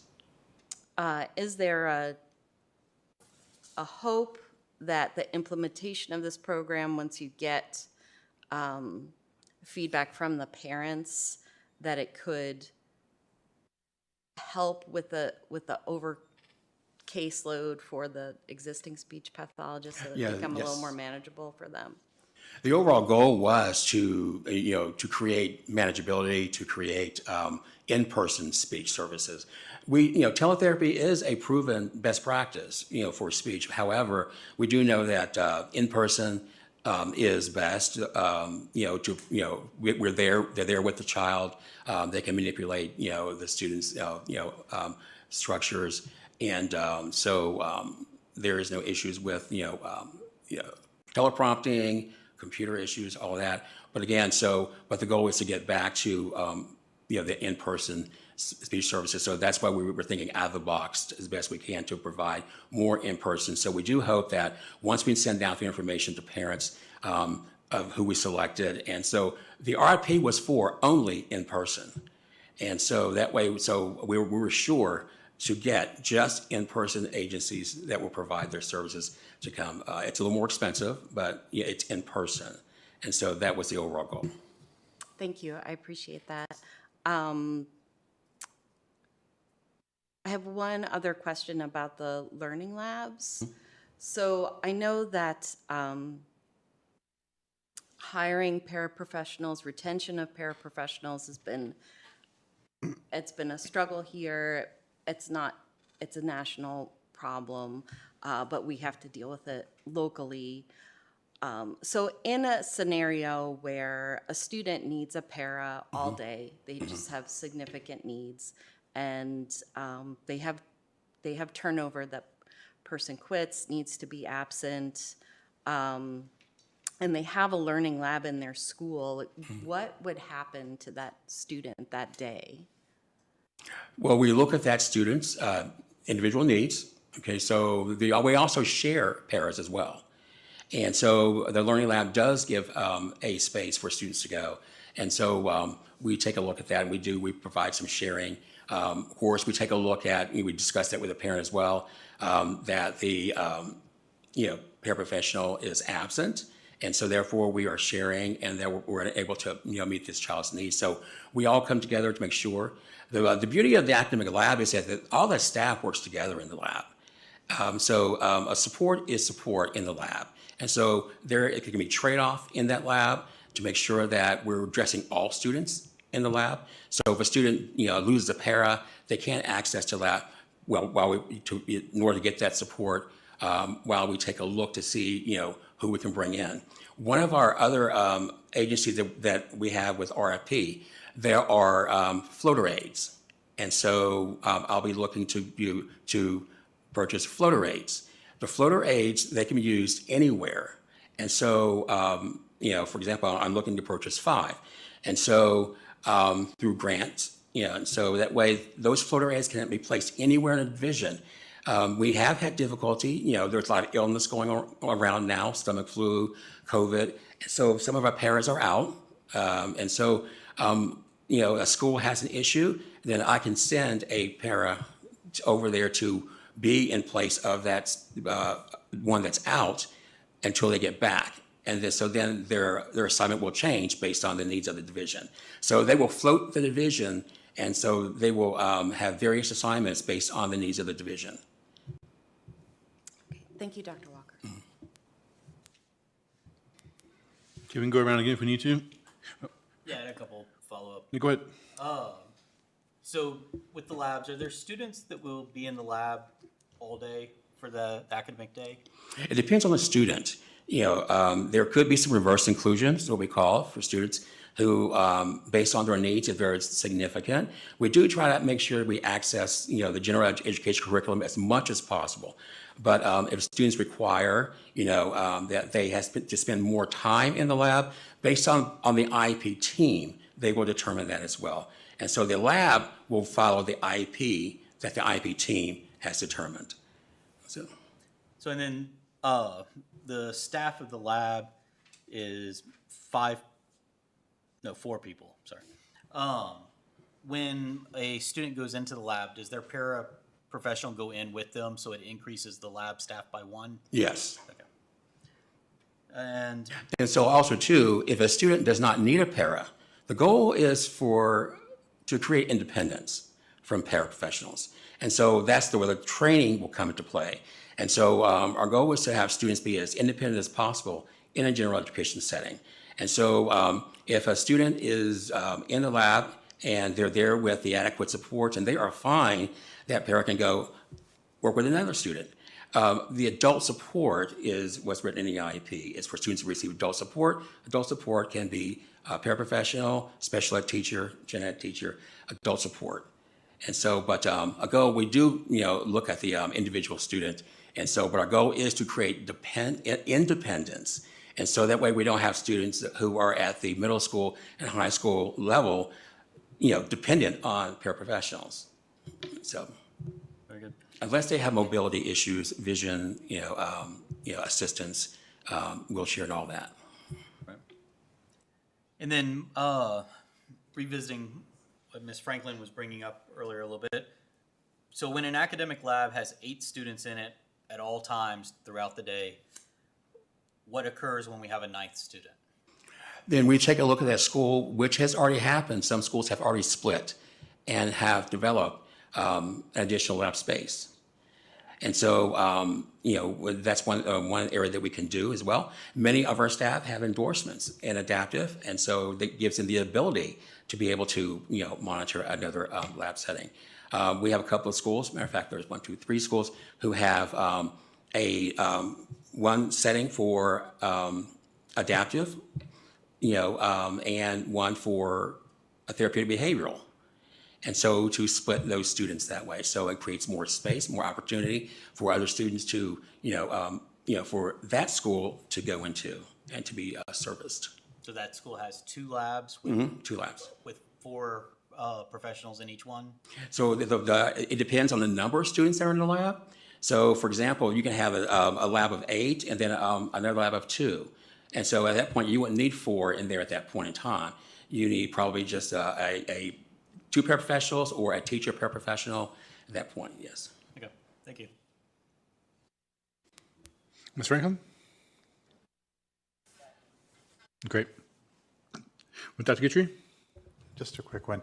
Are you still trying to, I mean, you may have mentioned this, trying to hire another speech pathologist? We always try to hire speech. Yes, sir. Yeah, okay. Because one of the concerns I have is if we work, I understand why you have these RFPs out, but one of my concerns is that if we become overly reliant on outside contracts in order to do core functions that we know we have obligations, and if they're employed by MCPS, there's more accountability and responsibility. And one of my concerns is if we're contracting too many services out. So, yeah, thank you. Yes, that's the overall goal, is to get division speech pathologists. And so, and we have one person that's on staff. We have an SLPA who fits the criteria to go to school for the Grow Your Own program. And so, and she's interested in doing that. So. Ms. Barton? Ms. Vaughn? It's yourself? No. I'll just ask one more just to wrap up, but kind of building upon Dr. Gitch's question there. But so we're talking about contracting out. You've mentioned because of the in-person nature, they might be a little more expensive. We're talking about potentially paying for a tuition for folks to pursue masters in order to grow our own. Have we done a cost benefit just to decide, like, can we achieve the same thing by just paying our speech pathologists more? Again, that's something that's, or we can certainly look at that point in time. But having them here, is our best option. We would like to do. Sure. And so that's something that we're looking at down the road. That's why we're discussing incentives. We're trying to pull out all the stops to make sure that we recruit and maintain our therapists, because everybody's doing the same thing. Everybody's trying to recruit hard. Everybody's putting forward incentives. And so, but when you got a small pool, and that's what you do. And so, but I'm pleased to know that some of our current therapists are wanting to participate in the in-person, additional services. So there's additional funding for them to do that on top of what they're making right now. Okay. All right. Thank you, sir. Appreciate it. Thank you, guys. All right. Next up, Dr. Amanda Widener will present the MCPS staffing update.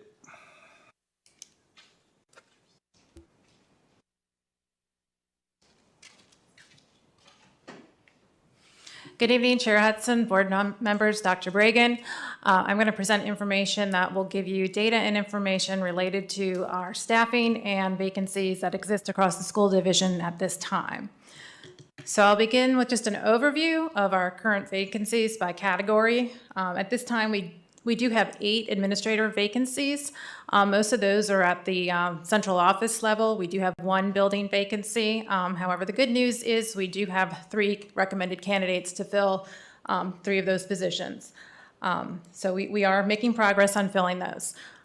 Very good news at the elementary level for our certified positions there. We are down to 1 vacancy, a reading specialist. And the good news there is we also have a candidate recommended to fill that position.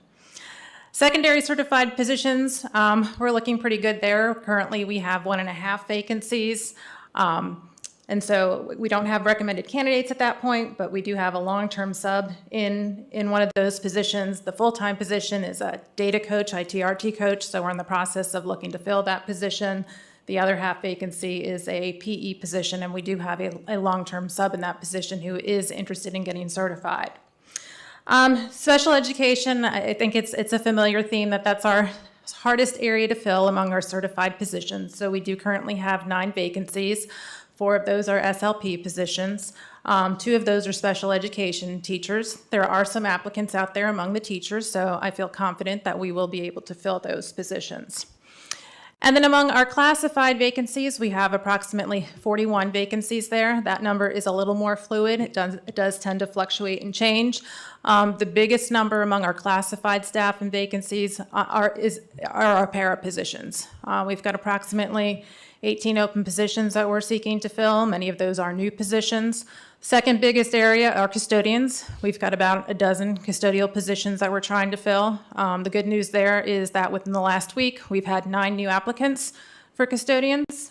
We've done a couple of pop-up fairs this last month that have been helpful in trying to fill those positions. So again, that's our kind of a quick overview of our current vacancies across the school division. I just want to give you a highlight the number of positions we have filled for the current school year. So we have filled 14 administrator positions for this school year, and like I said, we do have 3 positions with recommended candidates. So hopefully those will be filled very soon. Elementary, again, we have a recommended candidate to fill our last open position there. So when that gets filled, that means we will actually have 42 positions that we have filled for elementary certified positions. For secondary, we have filled 67.5 positions. For special education, even though we have vacancies still to fill, we have filled a lot of positions this year. 29 special education positions have been filled for this year. And then among our classified positions, we have filled 70 positions, and we currently have 20 positions where we do have recommended candidates, or we have selected somebody that we're moving forward in the workflow process. So that just kind of gives you an overview on the amount of hiring that we've done for the current school year. I know you had asked about some retention information, so I just wanted to give you some simple numbers here, and I'm happy at the will of the board to give you more specific breakdown of information related to retention or relating to employee exits. But I looked at data from August 1st of 2023, so last August, through the summer, through July 31st. So over the course of that 12-month period, we had 285 employees in the school division exit. And these would be considered full-time, either classified or certified positions. So this does not count substitutes or what we would consider temporary employees. So 285 exits. Most of those were resignations. 225 individuals resigned. We did have 45 retirements and 15 separations. So again, I didn't break these down by position, and I could certainly give you a much more detailed breakdown if that information would be helpful to you. But we had 20 administrator exits, 105 certified teacher or instructional position exits, 160 classified employee exits. And since there has been inquiry and comments about the status of our minority employees, just for your information, 25 of those 285 employee exits are employees who would identify as minority employees. I thought that was an important number to put in front of you. So that just gives you some very basic information on our employee exit data. And again, that's just for the last year. If you want me to go back and look at previous years, I can bring you other information to give you comparisons if that is helpful. I also wanted to revisit how are we doing in terms of enhancing and increasing the diversity of our staff, since that is one of our division goals. I had presented a similar chart at the last meeting. I did a staffing update, so I just wanted to update that because the data is reflected now of the new hires for this year. So again, if you look at our minority certified and classified hires from 23-24, You can see those numbers and then compare them to where we are now, 24, 25.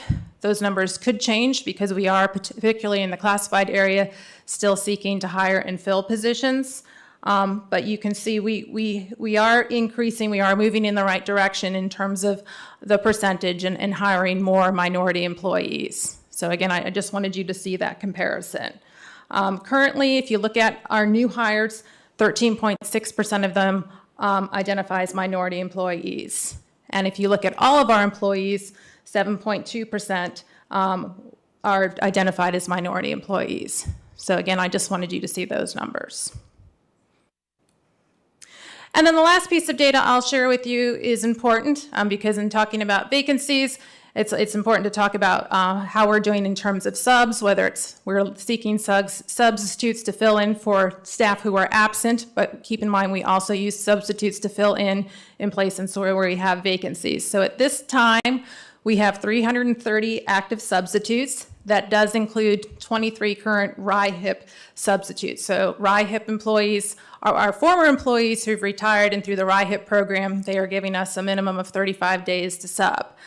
We do have 10 new RIHIP individuals who will be eligible to sub for us starting October 1st. They have to have a break from retirement to when they start with us. We also have, it's actually closer to 42 now, 42 additional substitutes that are scheduled for orientation that we'll be doing next week. So we are adding more substitutes to our sub pool. So far, our sub rate for teachers has been fairly good. We've been averaging about 93%. And you can see I've broken that down by community. The communities are fairly similar.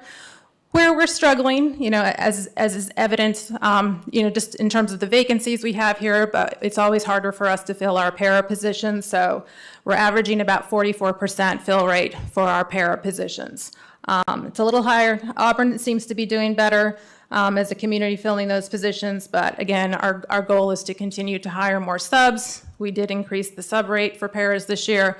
And we will continue to advertise and look for additional substitutes to add to our sub pool. The HR department, we went to Gobbler Fest at Virginia Tech on Friday, and that was a great opportunity for us to connect with students. College students are a great pool who are often very interested in substituting. So we've had lots of new applications over the last few days. So the good news is we are continuing to get many applications of people who are interested in serving as substitutes in our schools. Can I answer any questions for you? Great, thank you so much for that. Board, any questions? So for me, listing the positions would be very helpful. So I would know, or the board would know, where we are trying to fill positions. And with the diversity hiring, so altogether, we have 1,718 employees, correct? That was as of August 23rd. Might be a little bit higher now. Okay, so that's only 123 minority hires, which is 7%, which, may sound good to some folks, but is just not enough to show good representation to our students. And when you do the percentages out, for me, it's just a little misleading because the percentages look really good. 22 is 13%, 11 is 16%. But of what? It's just kind of confusing and to me a little misleading as to percentages look really good, but the actual numbers are not as good. But I appreciate the information. It's just not easy for me to follow.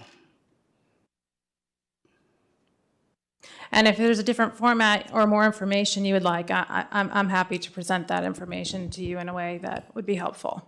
Well, I've been trying to ask for information and I don't get the information, but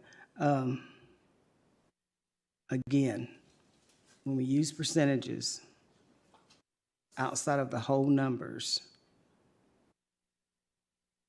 in categories, it just makes things seem like that's so much better.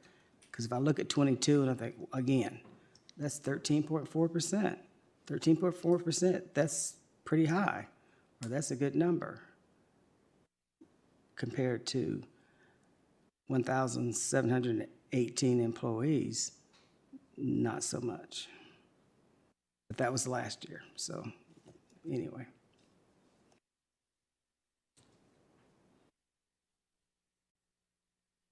Ms. Franklin, if I would, I do think that what that is showing, if I'm not mistaken, maybe the intention of showing that is that we are hiring more minority candidates now than we were previously, right?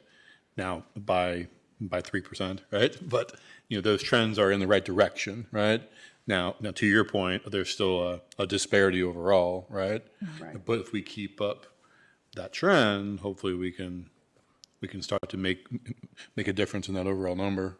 Right.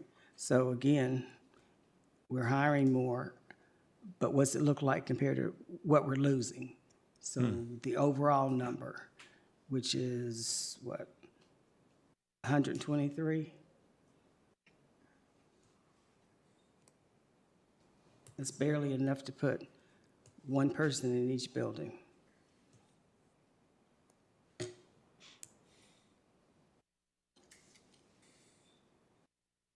I'm sorry. Sorry, go ahead, please. Our goal is to continue to see those numbers go up. Good.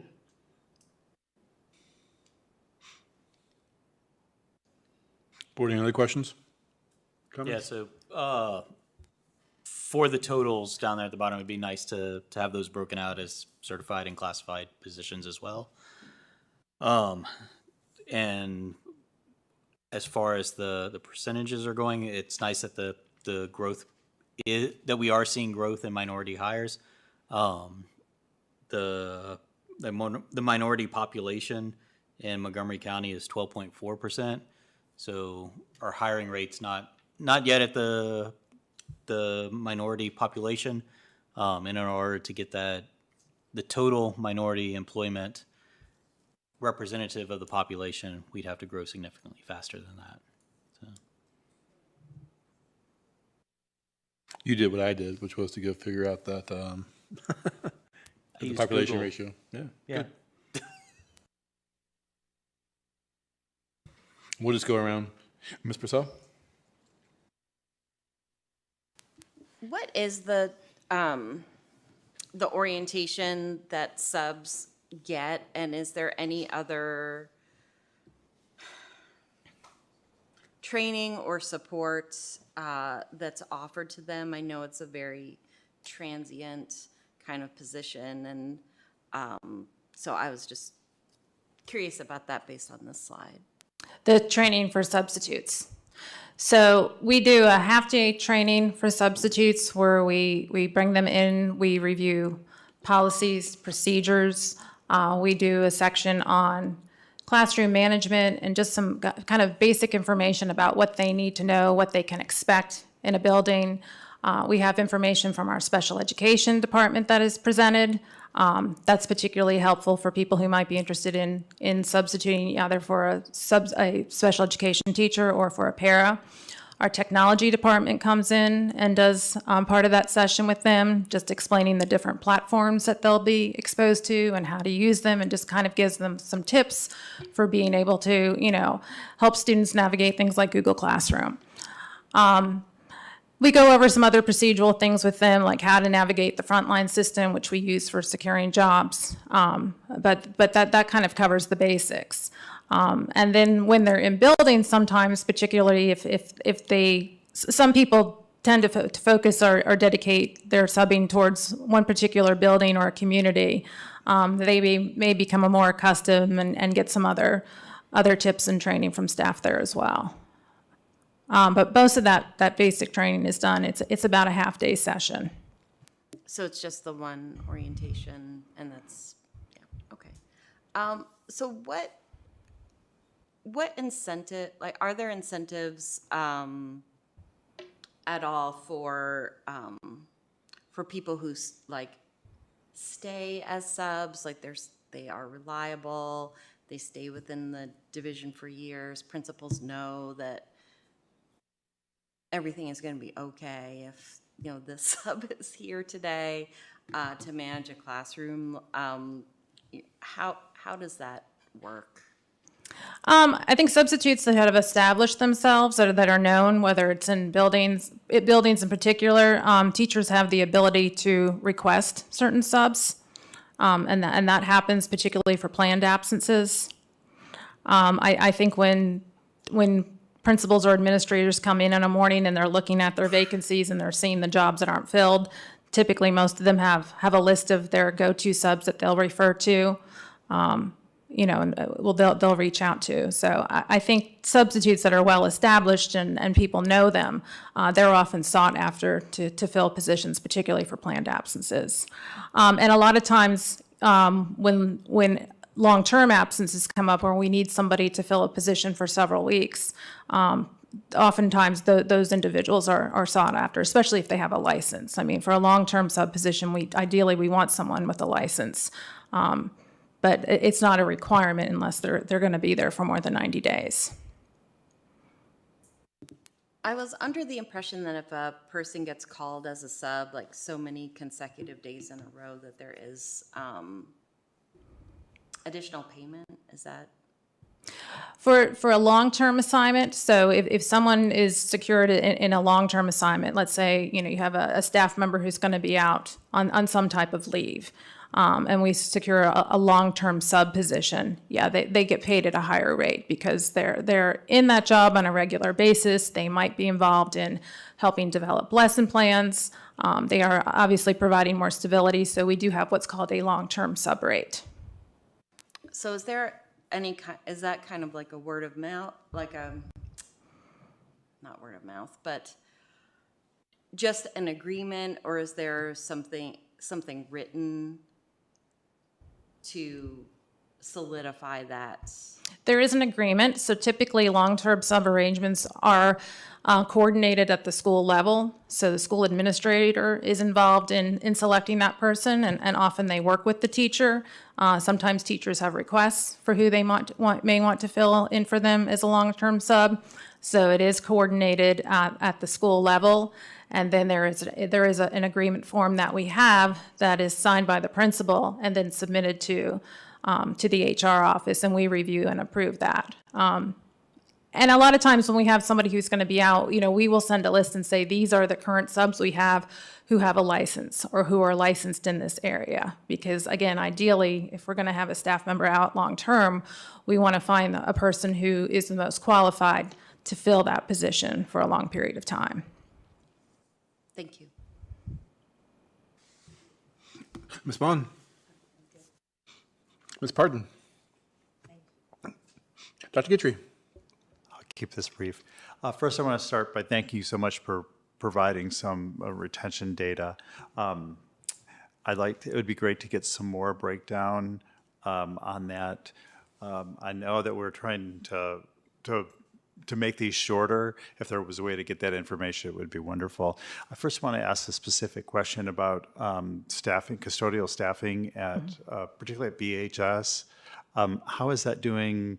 Because I've heard concerns about the cleanliness in that building for multiple people.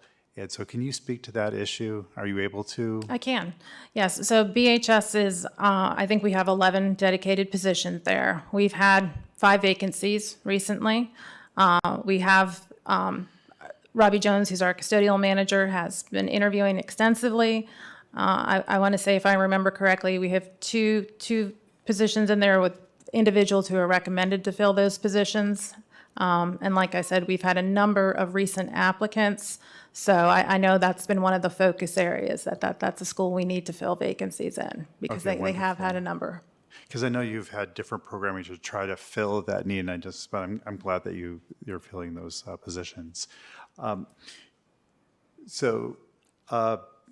my calculation, the turnover rate is around, I'm looking at the employee data, around 17%. Is that correct? That sounds about right. Is that normal to be expected? Because when I see that number, 285, I was like, that's quite a few. Is that normal? I could pull some national data that we could compare it to, if that would be helpful. I want to say, like 2021, 22, I think I saw nationally, 84% of certified staff were returning to schools across the country. I mean, that was a national average. Yeah. Actually, I think it went up high. It was higher the next year in terms of the number of people not returning was higher. So if it's helpful, I could look, I could do some research and compare our retention rates to what it looks like across the state or across the country. I mean, that's one of my thoughts. The second is I know, with the diversity hiring and looking at this, I know organizations that will set targets. They'll be like, okay, so our turnover is 20%. We're going to make a target, and we want within 2 years to bring that down to 18% and work toward it. And I'm not saying that the division needs to do this, but part of the reason of having the data is just not just, oh, we're doing better, but to actually set targets so you can hold people accountable and work toward those targets. So that's one of the reasons I'm asking for that information is like, okay, so what is our turnover? So now we know, can we set some productive targets to reduce that? Because we want people to stay here and we want to do specific things, but if we're not tracking, then we don't know if we are doing what we need to do to retain good employees. So I think that it's good that we're moving in the right direction in some of these areas, but actually setting some targets saying, this is what we actually aspire to, and then getting the team on board to meet those, I think can be productive for an organization. But thank you for the start with getting us some retention data. I appreciate it. I guess I'll just add, just to pile onto that, targets for the diversity hiring, would certainly be helpful, right, as well, right? And that's kind of what we were talking about earlier, right? Like what is our target? My mind immediately went to make it, representative of the population in the county, right? I think Dr. Roundtree's mindset was that too. But is that actually the goal? Is there a goal that we're shooting with? How do we know that we've hired enough? How do we know that we aren't hiring enough without some kind of goal, right? So whatever that's based on, you don't have to answer it right now, but I think that having that goal would certainly be helpful, and then we know if we're trending in the right direction or not. Okay, board, anything else? Okay, thank you so much. Thank you. All righty, we are up to unfinished business. Are there any items of unfinished business? So I have one. So in our presentation last week from Montgomery Central, I had a concern that our short-term suspensions, which the Phoenix program was actually created around, now those students aren't being served, which means they're going out the building, even though they have access to their lessons or whatever, they're still not getting the support. And if we have kids out of the building for 1 day to 5 days, they still need some better support. I'd like to know what we need to do to make that happen. I wasn't here for that Phoenix program, but from what I heard from Mike Stanley at Montgomery Central, that the way it was operated just wasn't sustainable, that they would get notice that, hey, so-and-so's coming over today, or without actually getting advanced notice planning, making sure they had the proper staffing, making sure they got the work. It's something we could look into doing. It would have to be a little bit more structured than what was shared with me as the way it transpired. Obviously, we don't want kids to be restricted from school and minimize that as much as we can. So reducing those out-of-school suspension rates would be a goal for all of us. Okay, so I personally would like to see how we can do that. And I do recall that was one of the problems because students were in and out. But that's what the program was created for. So I just think we need to figure out how we support all the students who we feel need to be in an alternative setting for whatever amount of time. So, not knowing the history, What is the advantage of a short-term alternative setting at Mont Central versus in-school suspension? I don't, again, I wasn't here then, but from what was shared with me was the idea was that Bernie did something so egregious that it warranted a 5-day out-of-school suspension, whatever that was, an altercation, gross insubordination, something, whatever, that for the idea for the safety and the successful operation of the school, the principal felt that was needed to get me out of the school for 5 days. And typically an out-of-school suspension is, Bernie's at home for 5 days doing Lord knows what, right? So the idea was when that was going to happen, rather than do that, still support the building and setting the tone that whatever Bernie did was not appropriate, and like sending that message that that can't be tolerated, not sending him home, sending him to Montgomery Central. It has merit to that being out of the building, and that it was such an act of whatever it was that it needed that kind of attention, and having somewhere to go from Montgomery Central, that makes sense. But logistically, it didn't work when you got 20 buildings, primarily the secondary buildings, right? So you're looking at about 8 buildings. It was really hard to manage, and they became a burden that they couldn't manage well. Doesn't mean we can't look at doing that again. All of our schools have some type of version of in-school suspension, some better than others. So I don't know if I answered that or not, Dr. Roundtree, but I tried. But we could definitely look at what that would look like. So if we had a conversation with the staff over at Montgomery Central, what would you need for that to work? What would the communication be? How would we have to facilitate that? Because I think what I heard was it got to be, okay, I'm sending Derek out today. It's 10 o'clock in the morning. Rather than send him home and getting a bus and he's going over to Montgomery Central. That's not sustainable. You can't plan for that. You can't have that. So, you know what I'm saying? So I think if that's something that we want to pursue as an option, we have to get more information on what the cost would be and how we could set that up. And then I'll bring it to all of you to talk about. Yeah, my question was more to the point of if you're sending them outside of the building for something egregious, is it just as dangerous to send them to Mont Century if they're hyped up, or whereas converting things to in-school suspension, you keep the kids in the home school, and if it's a couple days, then it seems like it wouldn't be that egregious that you couldn't just have them in school suspension. But it's just a philosophical question.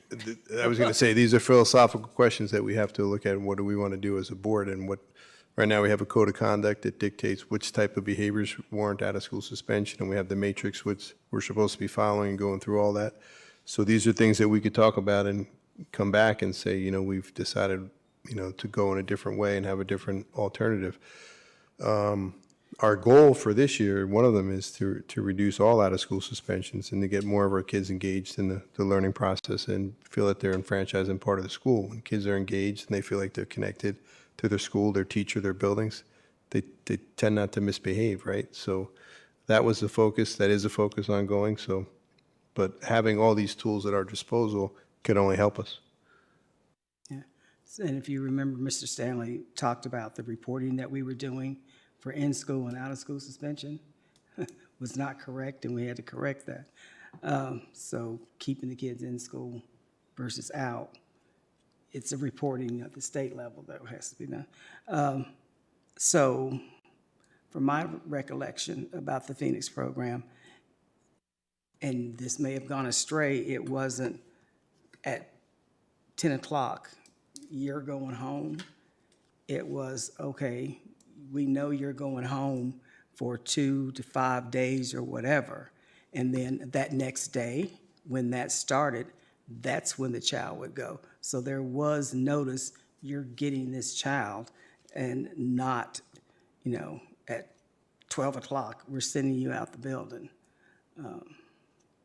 Because if you're sending someone out of the building at 12 o'clock, I think they're probably going to be out for more than just that few hours of the day. Yeah, again, I wasn't here with some of the information I heard, but we could look into all that and come back with options for all of you. I think before I was on the board, we had a family friend who had a student get in some trouble and be sent over there for a short-term thing. It wasn't clear to me if that was Phoenix, but it sounds like it. And their complaint was, you're mixing in students with different levels of achievement, right? You got students going over there in honors this and AP that and D this mixed in with students that aren't at that level. So the level of education, the value of that time, I think the question is it worth putting them over there? Because, you're basically expecting the Montgomery Central staff to be able to teach everything at every level in order to meet every student's needs. And that's not realistic. But I don't know that much about it. I don't think. That's just... Okay. Definitely worth giving that one some more thought to see if there's an alternative version that might make more sense. Are there any other items of unfinished business? Yeah, just follow up on a comment of Dr. Bragan's. It would be interesting to know what is the differences in ISS across the division. I can get that. Thank you. Okay. Are there any items of new business? I had one, Board Chair, if you don't mind. One of our former board members, Ms. Marty Graham, is doing a lot of work on trying to reduce vaping within the district, and she wanted to present some of the ideas and things that she came up with. And she asked if I could share with the board if we would allow her some time at our next meeting to present on that. So this would be a personal presentation, or? It is something that she's doing, not connected to a particular group per se, just a concerned citizen.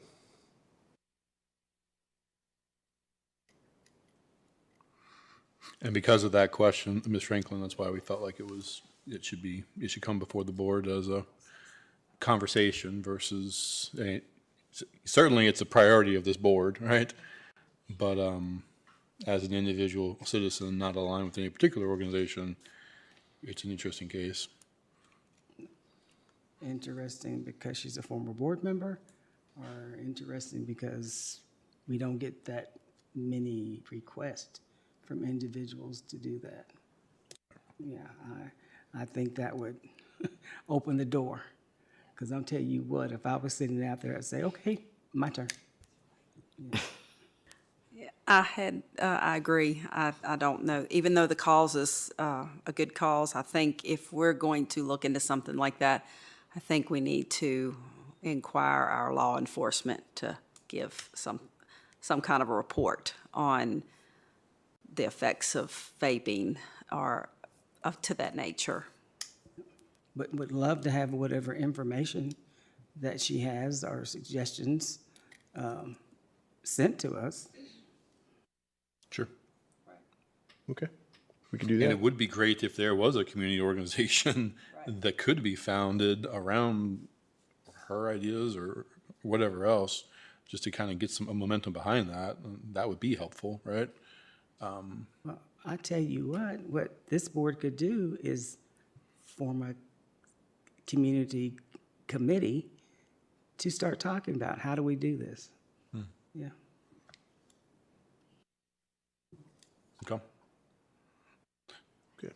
So it sounds like, is there a majority on the board who is interested in having her present, or are we saying we'd rather have an alternative means?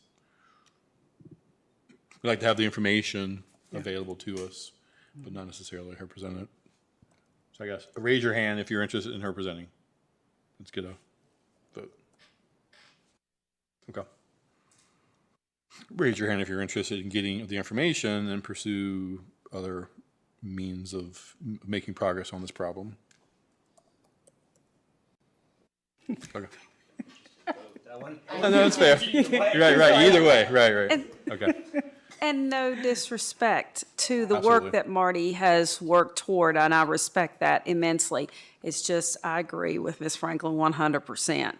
That is a slippery slope, and I know I say that all the time, but if you open the door, the next person's going to say, wait a minute, it's my turn. I have a passion for this, and I really believe it's important for the school system to hear what I've got to say.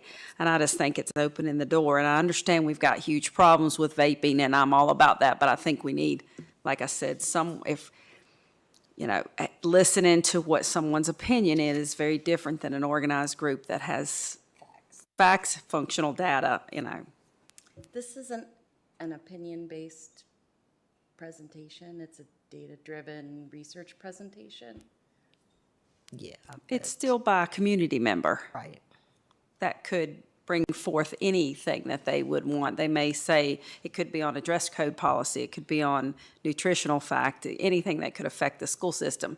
And understandably, I respect the work. I just think that it would be opening the door to anybody who, for an example, last year we had a group who had started an organization against, I forget the name, the girls, what was it? I mean, we didn't allow them to come and speak, but they came and spoke at public address many times. And so that had reached out with young adults and rape issues. You're talking about the Bowmans. Yeah, but I can't think of the name of the organization that they had started. It was the Moms. Moms something or something. other. So, but we never allowed them to come and speak. I think that's not comparable to this particular presentation, and we are a public body that represents our county, and we're not overloaded with requests from the community to do this, and it's not impossible to deal with a request on case-by-case basis. So what organization is she working with? As far as I know, there is not a specific organization, but it's a collection of local stakeholders and public health experts and So and RBCS, Dr. Bissell. It's not. It would be great to have Dr. Bissell. yeah, now Dr. and Bissell, RBCS I could present. see Absolutely. coming and speaking on it, and law enforcement. And I would welcome Marty to come public address on it, because I am interested in what she has to say. But as far as giving a presentation, formal presentation, I would rather have that from the health department or from law enforcement or some organization of that matter. And we have had citizens give us very data-driven reports for us to look at, and they send them to us, or they hand them to us to be able to see the information. That's right. Yeah, I mean, I agree with Ms. Purcell. I think this is a little bit different. This is somebody that was sitting in these seats recently and has the experience identifying that this is a problem in our school system. And since she exited, she's been researching what can be done about it, who are the stakeholders involved, and coming to us and presenting that material is beneficial for our school district in order to help reduce this epidemic of vaping that we have. That being said, I mean, she can also make an organization here in the community if she's already been talking to several people. 3 people makes an organization. Cool. She can come talk at public address. She can share information and advocate for NRVCS or other groups to come present to us. Any other items of new business?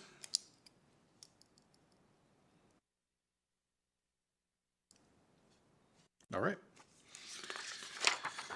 Are there any announcements?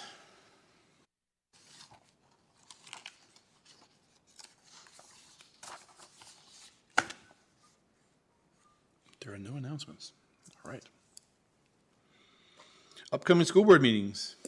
Our upcoming meetings are listed in our board docs here. There was the note that went out about the conflict of meeting times in October, and so we're tentatively still holding on to a date, I think, just in case the administration needs to bring something to us in closed session. But we'll make that decision as we get closer to it, and the administration can kind of know if there are student matters, if there's employee decisions that need to be made. They can't be pushed off to a later date. All right.